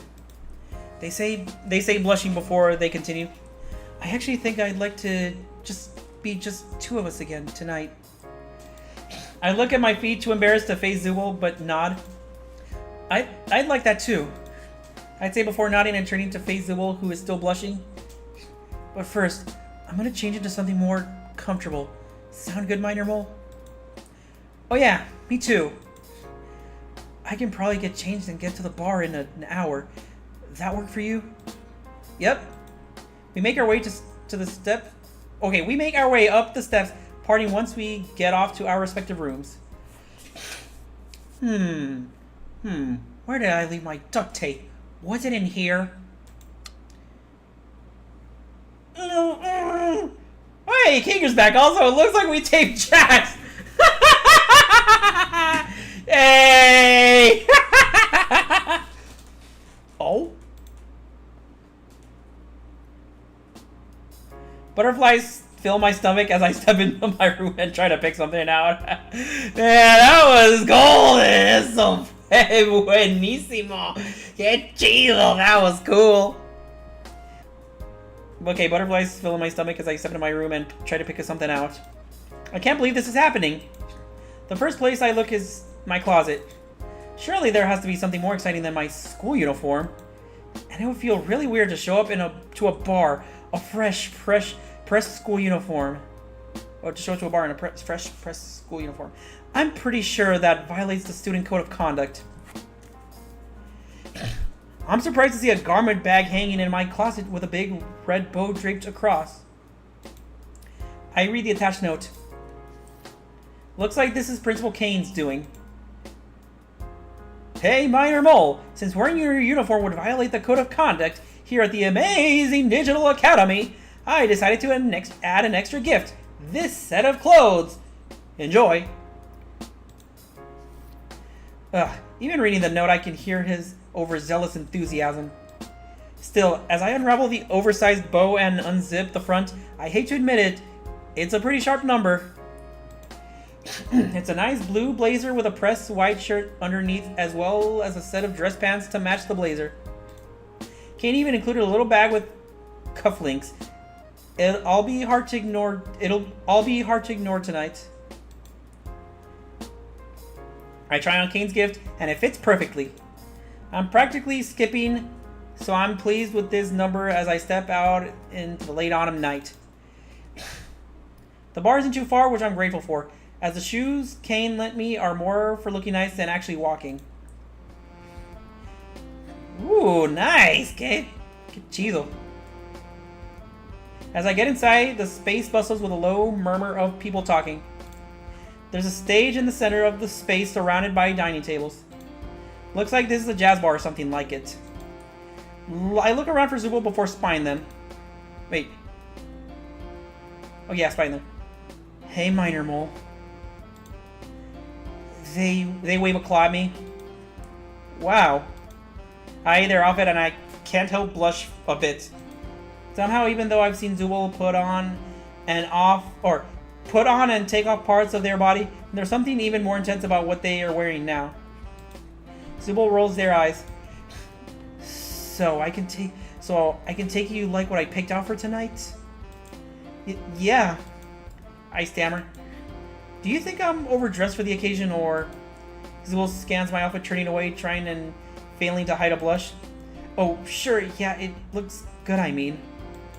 They clear their throat, offering me the crook of their arm, which I happily take as we walk up to the bar. Zubul, you look good tonight. They remark once more as we ascend the stairs. We walk up to the well-polished bar, sitting on stools next to another one, as we peruse the menu. The menu advertises it's karaoke night. You any good at singing? I laugh. Trust me, you do not want to hear me sing. They shrug. A red mannequin approaches the mic as we both pick out drinks. Oh, hey, it's the disappearing NPC. Es el NPC que se desaparece. A piano backing track begins as the mannequin starts singing a musical number. Yeah, disappearing guy. El que se desaparece.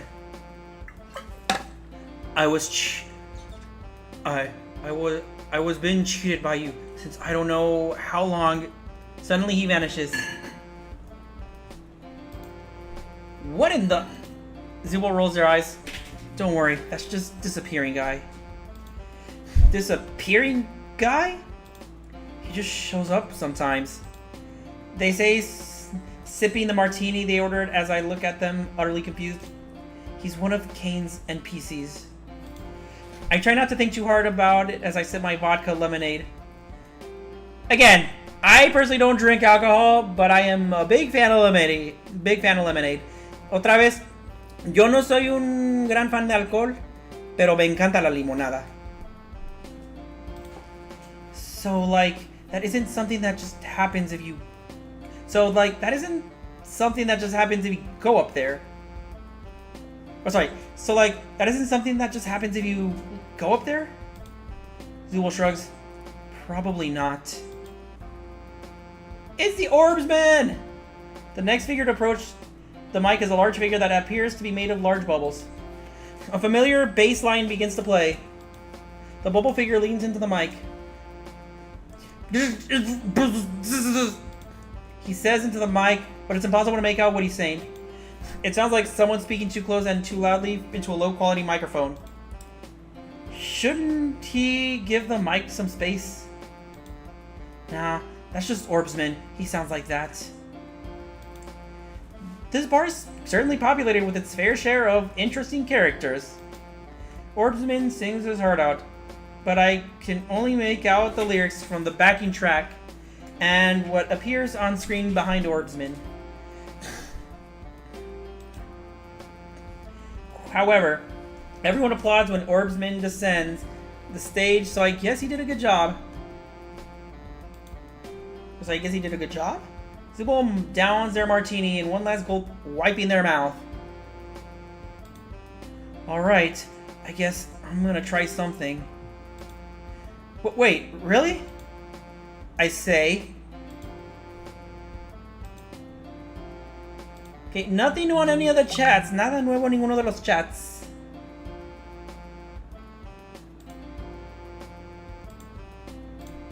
I mean, yeah. They shrug. May as well, since it's karaoke night. I watch as Zubul goes up to the person emceeing the karaoke. They have to go back and forth a bit, but eventually Zubul picks the song the MC has. Lights come up as the opening bars to a well-known jazz standard. Are they singing "Fly Me to Mars"? Fly me out to Mars. Let me watch the planets turn. I like to know what summer's like on Venus or Saturn. As they sing, I don't know if it's the vodka lemonade talking or my own genuine feelings, but I get completely lost in their voice and their eyes. Colored lights swirling around and the karaoke song lyrics go behind them, but I can't help but focus on Zubul. It's as if the lights in the bar themselves dim, as if every background noise gets silent, as if the world is just me on my bar stool and Zubul on stage, or on the stage. As the song comes to a close, they make direct eye contact. In different words, I want to be with you. In different words, I like you.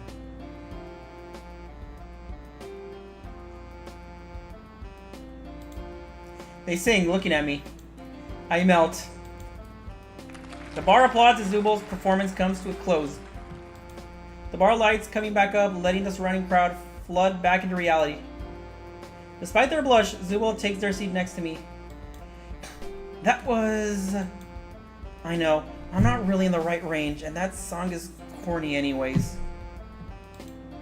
They scratch the back of their neck.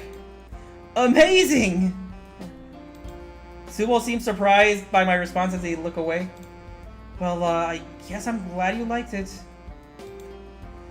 I loved it! I swooned before catching myself. The, song that is, you know, has a lot of sentimental meaning to me.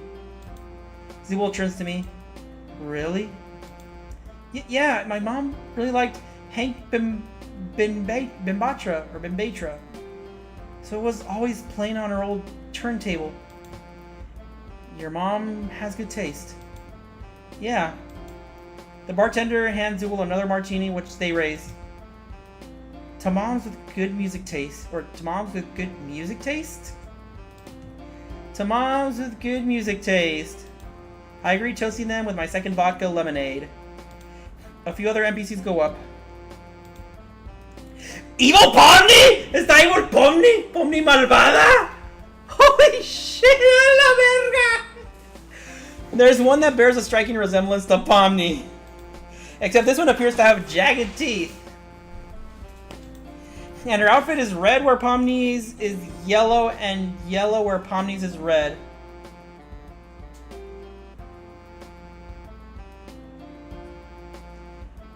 Don't you mean blue? ¿Qué no quieres decir azul? Zubal groans. Ugh, evil Pomni. Evil Pomni? Zubal nods. Kane did this softball match once, and he made evil versions of each of us. Well, except for Gangle, but most of us got these weird doubles. Evil Pomni comes up the mic and greets the entire bar with a series of expletives. Hey, motherfuckers! She continues, but Kane's magical sensor bleeps out so many words, I can't even make out what Evil Pomni was trying to say in the first place. And tonight, I'm singing Fuck You by CeeLo Green! And yes, he actually does sing that, for the record. No, en serio, sí canta eso. CeeLo Green sí canta el Fuck You. A discordant punk track that plays Evil Pomni launches into a song that is somehow almost entirely disallowed by Kane's censor. Fuck you! I do what I want!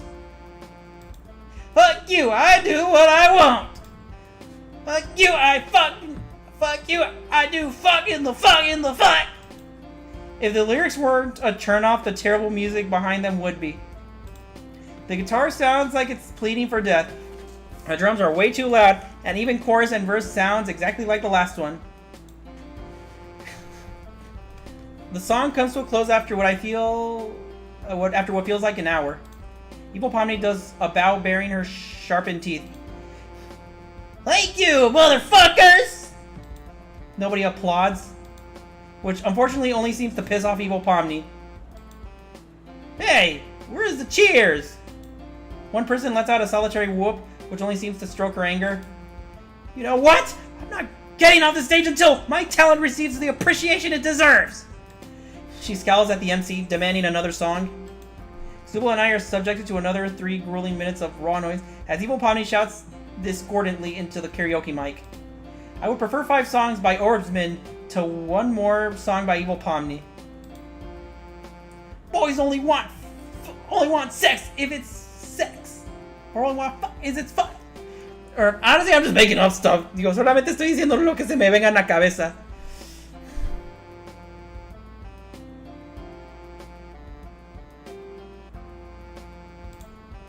She sings a pop country song, her discordant shouting clashing horribly with a delicate melody.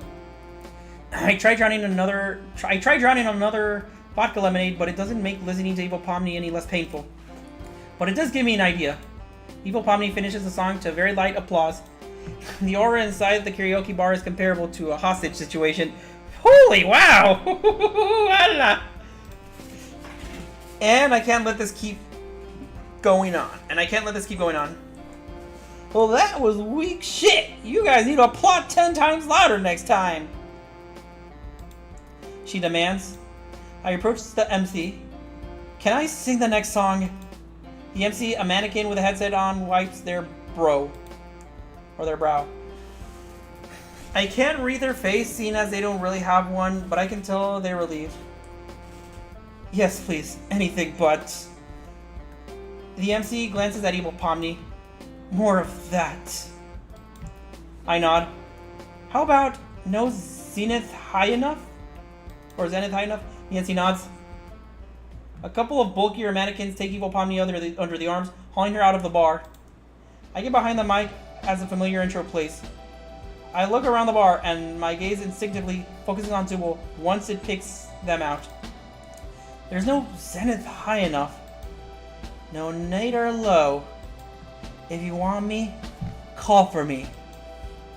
No matter how far away you are, I'll be there by plane or car. 'Cause there is no zenith that's too high. I begin to belt alcohol and passion overcoming my own inhibitions. And that's no nadir so low that it would keep me apart from you.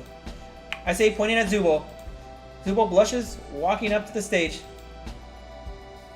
Minor Mole, what are you doing? I look down at them. Singing, I say before launching into the next verse. My eyes barely drift from Zubul as I sing verse after verse, losing my breath or even forgetting a few lyrics here and there, fueled by a desperate need to be heard, to communicate clearly everything I feel in this moment. Haven't I told you? There is no zenith that's too high, and no nadir too low. I say, repeating the refrain, singing to the bar, but also singing to one person. Zubul, who mostly stands there shocked. But you know that's okay. Because in this moment, I'm not a fellow student or someone else in the brand. I'm just Minor Mole. Telling Zubul how I feel, even if it's through song. As I finish sweating and breathless, there's a moment of quiet. Then the bar erupts into applause. Encore! Encore! Encore! A chant rises, but I'm so breathless. Well, I managed through the pants, but before I can turn them down, Zubul ascends the stage. Come on, give the people what they want. They say, still blushing from the attention I gave them during my performance. We can pick out a duet, so you can catch your breath a bit. I nod. Zubul descends the stage to request a song and an extra mic from the MC, who nods before the song starts. I have had the best time of my life, and I didn't feel this way until now, and I swear, it's very true. I owe the ceiling to you. They say, looking at me. I nod. Yeah, I had the best time today, and it's you who made me feel this way. We continue the duet. The bar's electric around us, even though I'm focused on Zubul for the whole performance. This is a good thing, right? This is some good art. This is buen arte. It's hard to ignore the occasional whistle or the way the crowd oohs and ahs at the end of each chorus. Zubul and I maintain eye contact through the performance, the tension in the air so thick it almost chokes me. But I push through, forcing air into my aching lungs and belting every chorus, calling on my strained vocal cords. And we pass through every open door to find the truth, and I owe my feelings to you. We hold that note. The moment seems to stretch out forever, crystalline and beautiful. But like all good things, the moment does eventually end. The bar cheers around us as we stand sweating, looking at one another. Well, that's where we're ending karaoke night. Aww. Always leave them wanting more. Everyone nods as the bar lights begin to go down and the various NPCs filter out. So, I say, panting, should we head back to the dorms? Zubul nods. I think I sweat through my shirt. They laugh. We hold hands. So we're actually dating, entonces ahora sí ya somos oficiales? I guess they hold my hand, and I hold their claw. I didn't know you were such a good singer. Zubul blushes. Well, ditto to you, minor mole. You really managed to hit every note out there. Even if you were singing at the top of your voice for each note. I laugh. Well, it's kind of my first time. Well, maybe before next time, we can do some breathing exercises. I perk up. Next time? I mean, I'd do that again if you want to. I nod. I had a lot of fun tonight. I trail off looking at Zubul. Zubul nods, looking back at me. Me too, minor mole. I had more fun than I've had in a long time. I can't help but feel warm and fuzzy at their words. We finally get to my dorm door. Time to ask something I've been thinking about. So, Zubul. They look at me. Yeah? Did you, mean it? They raise an eyebrow. Mean what? What you said. When? I look up at them. You know, back at the bar. Oh, about you being a good singer? I shake my head. No, like during the first song. Zubul rolls their eyes. It's a song, minor mole. What? But, like, you know, you were looking at me. And you picked the song, so... Minor mole, it's a song with lyrics. I was looking at you because... They blushed, looking away. Well, because you were the most familiar person in the crowd, okay? But Zubul shakes their head. Look, minor mole, tonight was fun. Can we not do this? I sigh. Seriously, look, I know what you're getting at. And I had a lot of fun tonight. They pinched the bridge off where their nose would be. But between the live music performance and helping Gingo with her art, and just the culture fair in general, I'm not really in a very focused headspace right now. I sag. Zubul notices my response and puts a claw on my shoulder. That's okay, Zubul. But I'm not saying it wasn't anything either. Huh? Look, let's focus on getting our performance done right tomorrow, okay? I nod. I can do that. I promise. After that, we'll talk about this. About us. I can accept that. Even if I wish I knew now, I know if I press Zubul for an answer, I'll just guarantee a no. Okay, Zubul. Sorry if I brought the mood down by asking. It's okay, minor mole. I think there's a lot of stuff going on. But for what it's worth, I really like singing with you. And I hope we can hang out more once this is over. I nod. I'm even able to smile a bit. Me too, no matter how things go. Zubul gives me a meaningful look. That really was the best time I had for as long as I can remember. We both stand there for a few tense, awkward minutes. I can't really think of any other conversation topics other than what we just said. So, we should probably get some rest for the performance tomorrow. Zubul seems relieved that I said that. Yeah, exactly. I'll see you tomorrow, Zubul. Yep, I'm looking forward to it, minor mole. I give them a smile before I close the door. Not getting a definite answer is leaving a sour taste in my mouth, but I can't deny that today I felt closer to Zubul than I ever have. I really hope this leads to something. I think about the night we shared as I drift off to sleep.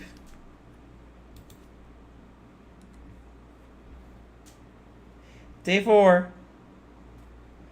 Complete.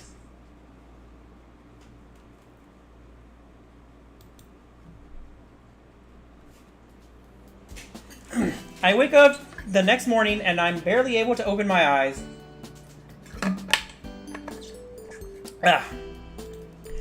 I spent all of last night tossing and turning, trying to calm myself down. But I just can't. Not after how we left things. Still, I yawned and forced myself out of bed, lazily pulling on my uniform and trying to make myself look presentable for the day. That must be... Minor Mole. Zubul? Hey, Minor Mole. We have to head out to the Culture Festival. You ready? Just a minute. I call back. Still, no matter how much I adjust my uniform and I try to fix my hair, nothing seems right. I keep trying for some time. Minor Mole, come on. We can't be late. Ragatha's already blowing up my wacky watch, asking where we are. Crap. I decided whatever state I'm in will have to be good enough. Minor Mole. I open the door just before they manage to knock. Zubul looks me up and down. You look terrible. Terrible, I know, but I can't really get myself looking right today, so let's go. I was gonna say kinda punk rock. Really? Yeah. I don't hate it. Well, that was unexpected. But still pretty decent as far as responses go. Let's get going, yeah? Sybil grants my hand and we rush to the Culture Festival. Oh my gosh!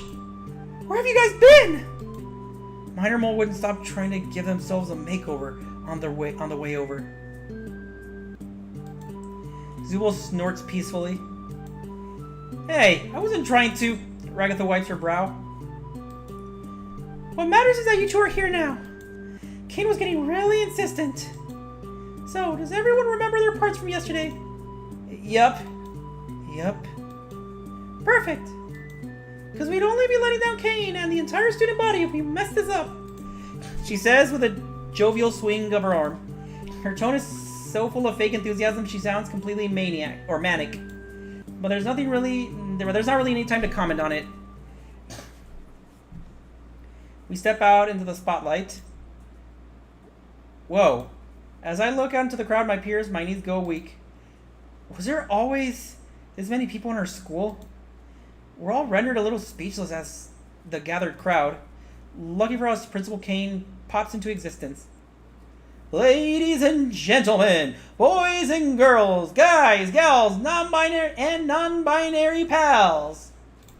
Today, the Student Council President and her selected cohort are here to produce music.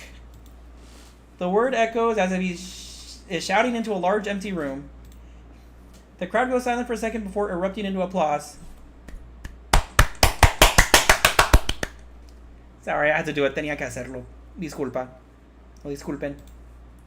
Zubul winces next to me. Even Ragatha seems a little put up by the introduction. Or put upon by the introduction. Sorry, disculpa. That's right. Music. Those delectable little vibrations that itch something in the human mind that just makes everything feel better. He flourishes, spinning his cane in place. Oop. He loses his grasp on his cane and he goes flying on into one of the cymbals. He pauses for a second, seeming almost to glitch in place as he stares at his cane before snapping his fingers. The cane disappears from the front of the drum kit and appears in his hands. Well, that was humiliating. On with the show! Also, I just realized, apenas me di cuenta. So, he has blue and red, blue and green eyes here? ¿Tiene ojos verdes y azules? Because I know when he glitches, his eyes go blue and red. Porque sé cuando se glitcha, sus ojos se vuelven azules y rojos. Please, welcome onto the stage, Riz! With another snap, Kane disappears from sight. Ragatha casts a glance back at us, smiling nervously, but giving a thumbs up as the audience claps. Break a leg, guys! Not that I really want you guys to break a leg, or anything like that. She trails off with a nervous chuckle. Zubul turns to me from behind the drum kit. You ready, Minor Mole?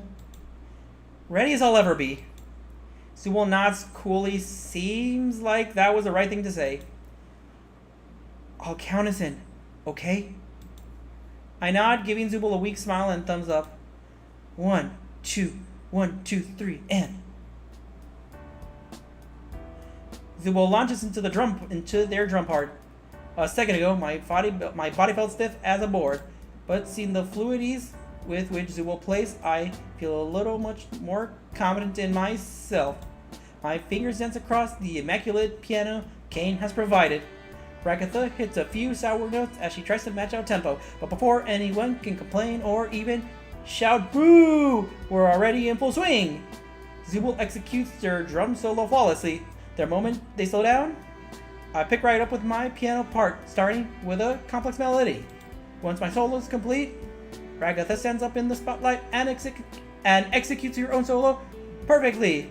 Finally, after what feels like hours, but it is only 5 minutes tops, we finish. The crowd is silent for a few moments. I cast a worried glance at Zubul, who gives an apologetic shrug. It's fine, Minor Mole. I think you did a pretty good... Zubul is summarily cut off by the roar of applause. The entire mannequin audience is going absolutely wild, jumping up and down. I even see Mr. Kinger, Pomni, and Gangle in the crowd. Bravo! Bravo! Those are my students! Gangle's ribbon-like arms flutter manically as she jumps up and down. Go, Zubul! Go, Minor Mole! Even Pomni is wearing a wide smile. Amazing job, you guys!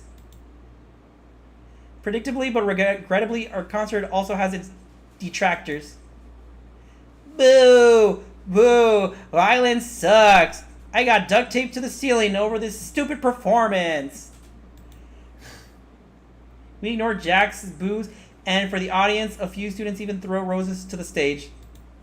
For a while, it's nice to bask in the glow of our achievement. After a few minutes, the applause dies down, and we can safely descend the stage. We are surrounded by our friends as we rejoin the rest of the students for the culture fair. Seriously, Minor Mole, I didn't know you were so good at piano. Seriously, Minor Mole, I didn't know you were so good at piano. Thanks, Pomni. I'm just glad I was able to keep up. Zubul walks behind me, putting my hand on my shoulder.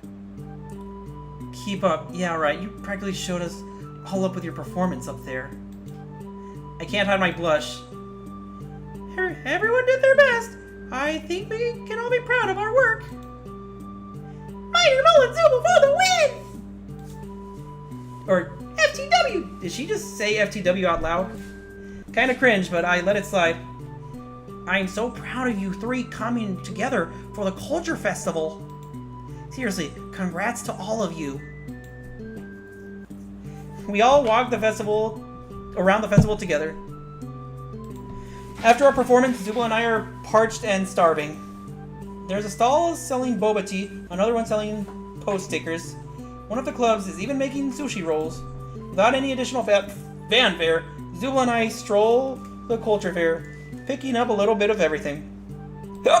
We finally head to the courtyard to sit down and start eating in. For a few minutes, we were too busy stuffing our faces to even talk to one another. But once there was a pause, I decided to ask a question. The question that's been on my mind since last night. So, Zubul. Zubul looks up at me, pausing their feast for a moment. Yes, Minor Mole? Are we... Zubul sighs. You know, after the Culture Festival, what are we going to be? Zubul pauses a moment before answering. I wanted to wait until after the festival to tell you this. I was preparing for the worst. But I actually think I'm kind of, sort of...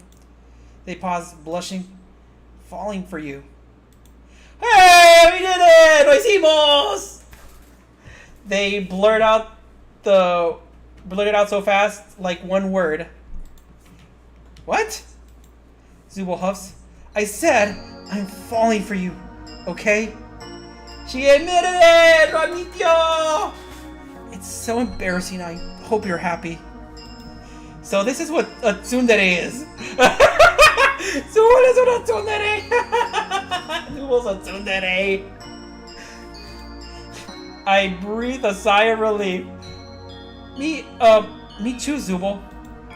Not the embarrassing part, the falling for you part. Zubul's blush deepens. I can't believe I fell for a nerd like you, Minor Mole.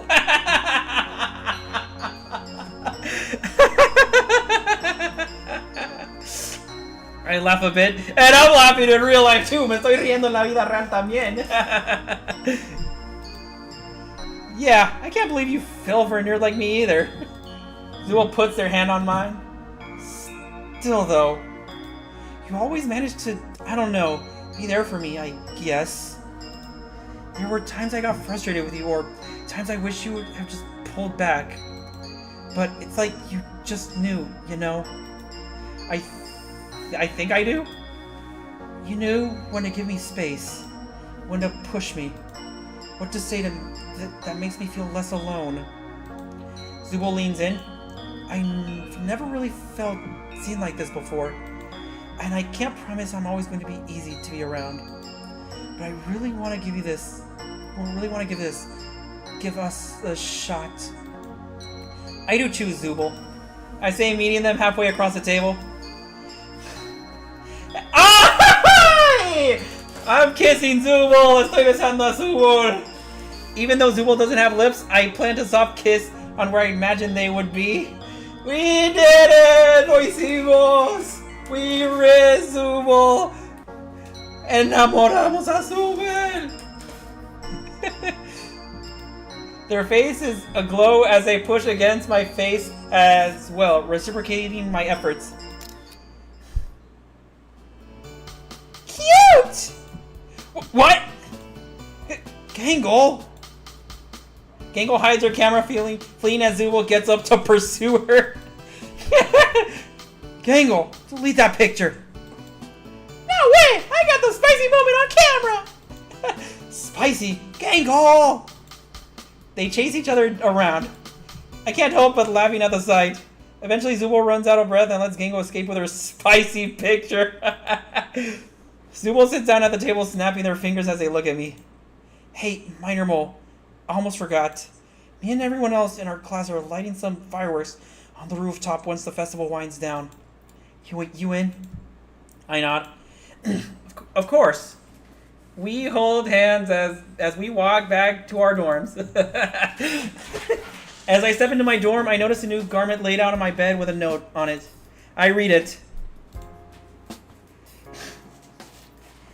Dear Minor Mole, as a sincere thanks and congratulations to you, both for your contributions to the culture fair and your success with Zubul, I hereby bestow upon you the fireworks yukata, or yukata.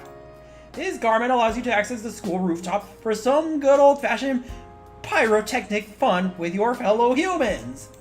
Warning, yukata is 100% cotton and may shrink up to 20% upon washing. Huh. I done the yukata looking at myself in the mirror. It's actually very nice. Kane picked the colors that complement my eyes and skin tone very well. I will say green is actually my favorite color. See, verde sí es mi color favorito. Digo, en serio. I only have a few moments to admire it before Zubul knocks on my door. Come on, Minor Mole. Let's get going. I don't want to miss any of the fireworks. I unlock the door. Wow. They stand there stunned. You look, they pause, straightening their features. Good. You look good. Your yukata fits you well. You look really good too, Zubul. Zubul blushes. Thanks. Do you want to, hold, hands on the way there? I nod, taking their hand in mine as we talk together. The air is surprisingly warm for this time of year, even though the yukata is a little thin. I don't feel cold at all as we head to the school building. Honestly, Minor Mole, I wasn't expecting to really get close with you. Sometimes at this school, especially with Kane being the way he is, it's hard to form attachments. It feels like people show up and leave whenever Kane gets bored. But you're different. I can't quite put my finger on it, but there's just something about you. I blush. Something that's really special to me. So I guess what I'm saying is, don't go disappearing on me, okay? You mean a lot to me. I promise I won't, Zubul. You mean a lot to me too.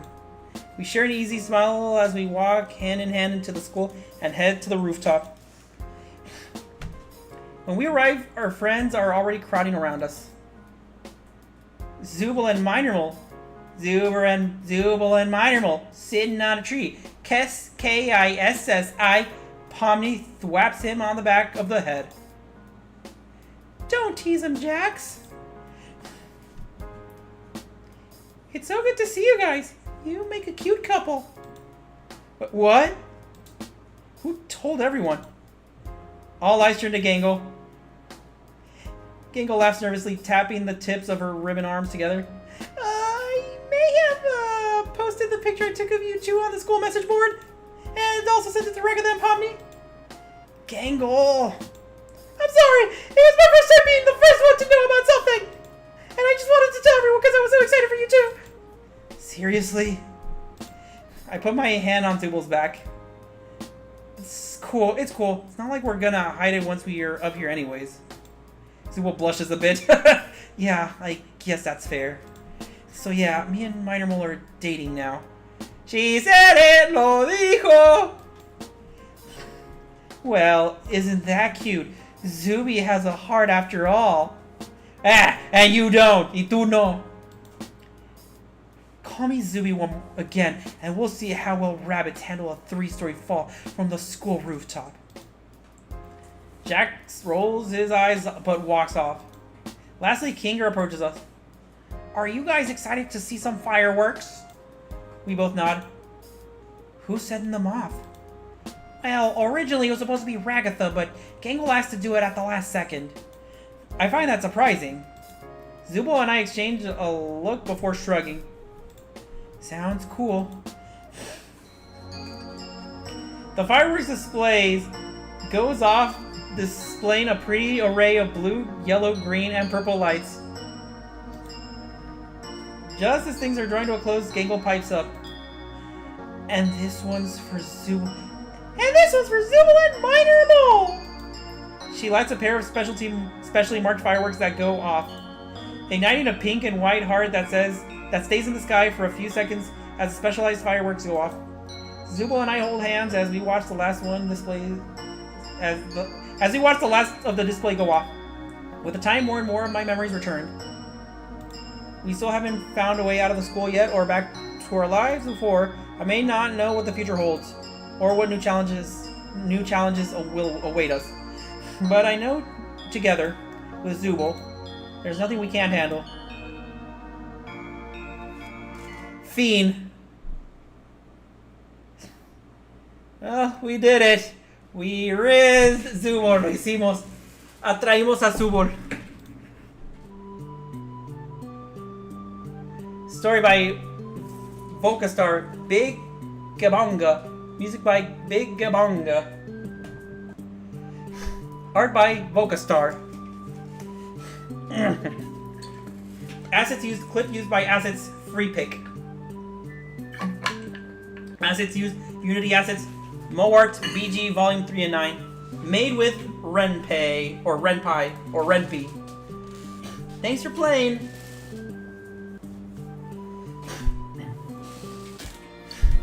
Alright. Let's look at the album. A ver el álbum. Oh wait, wrong one. Incorrect. Which one have we not seen? ¿Cuál no vimos?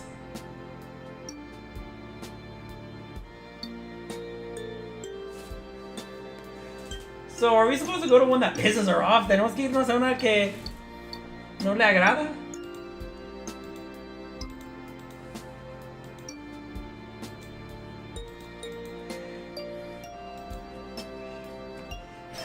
Alright, we'll have to riz other people in a different stream.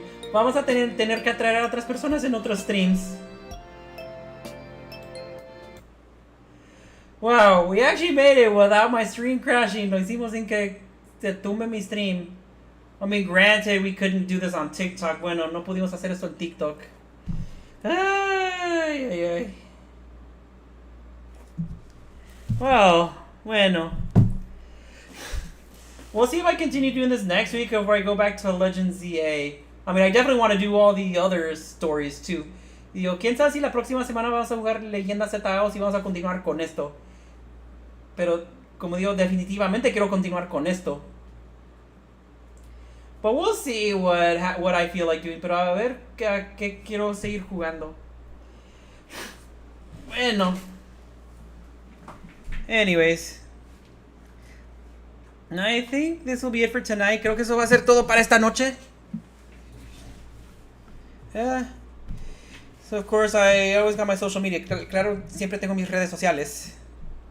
And of course, music commissions, comisiones de música. I got coffee, tengo coffee. And of course my professional music website, Musica IMR727. Claro que también tengo mi sitio profesional de componer música, you know, the compose music, Música IMR727. And then of course I also got myself, y también me tengo a mí mismo, like, let me say these in order, déjame decir estos en orden. Go ahead and follow me on TikTok, then síganme en TikTok también, follow me on Kick, síganme en Kick, also follow me on Twitch, también síganme en Twitch, and also like, comment, and subscribe on YouTube, y también denle like, comenten y suscríbanse en YouTube. Oh, this has been it for Minor Mole, esto ha sido todo para el topo minero. This is, well, you know, this has been it for the miners of moles. Esto ha sido todo para el mero topo minero. Well, until next time, hasta la próxima. Good night and goodbye. Buenas noches y adiós. And I guess we'll also see if I'll raid someone. Y vamos a ver si puedo mandar un raid a alguien. Like I said, we'll see. Ahorita vemos.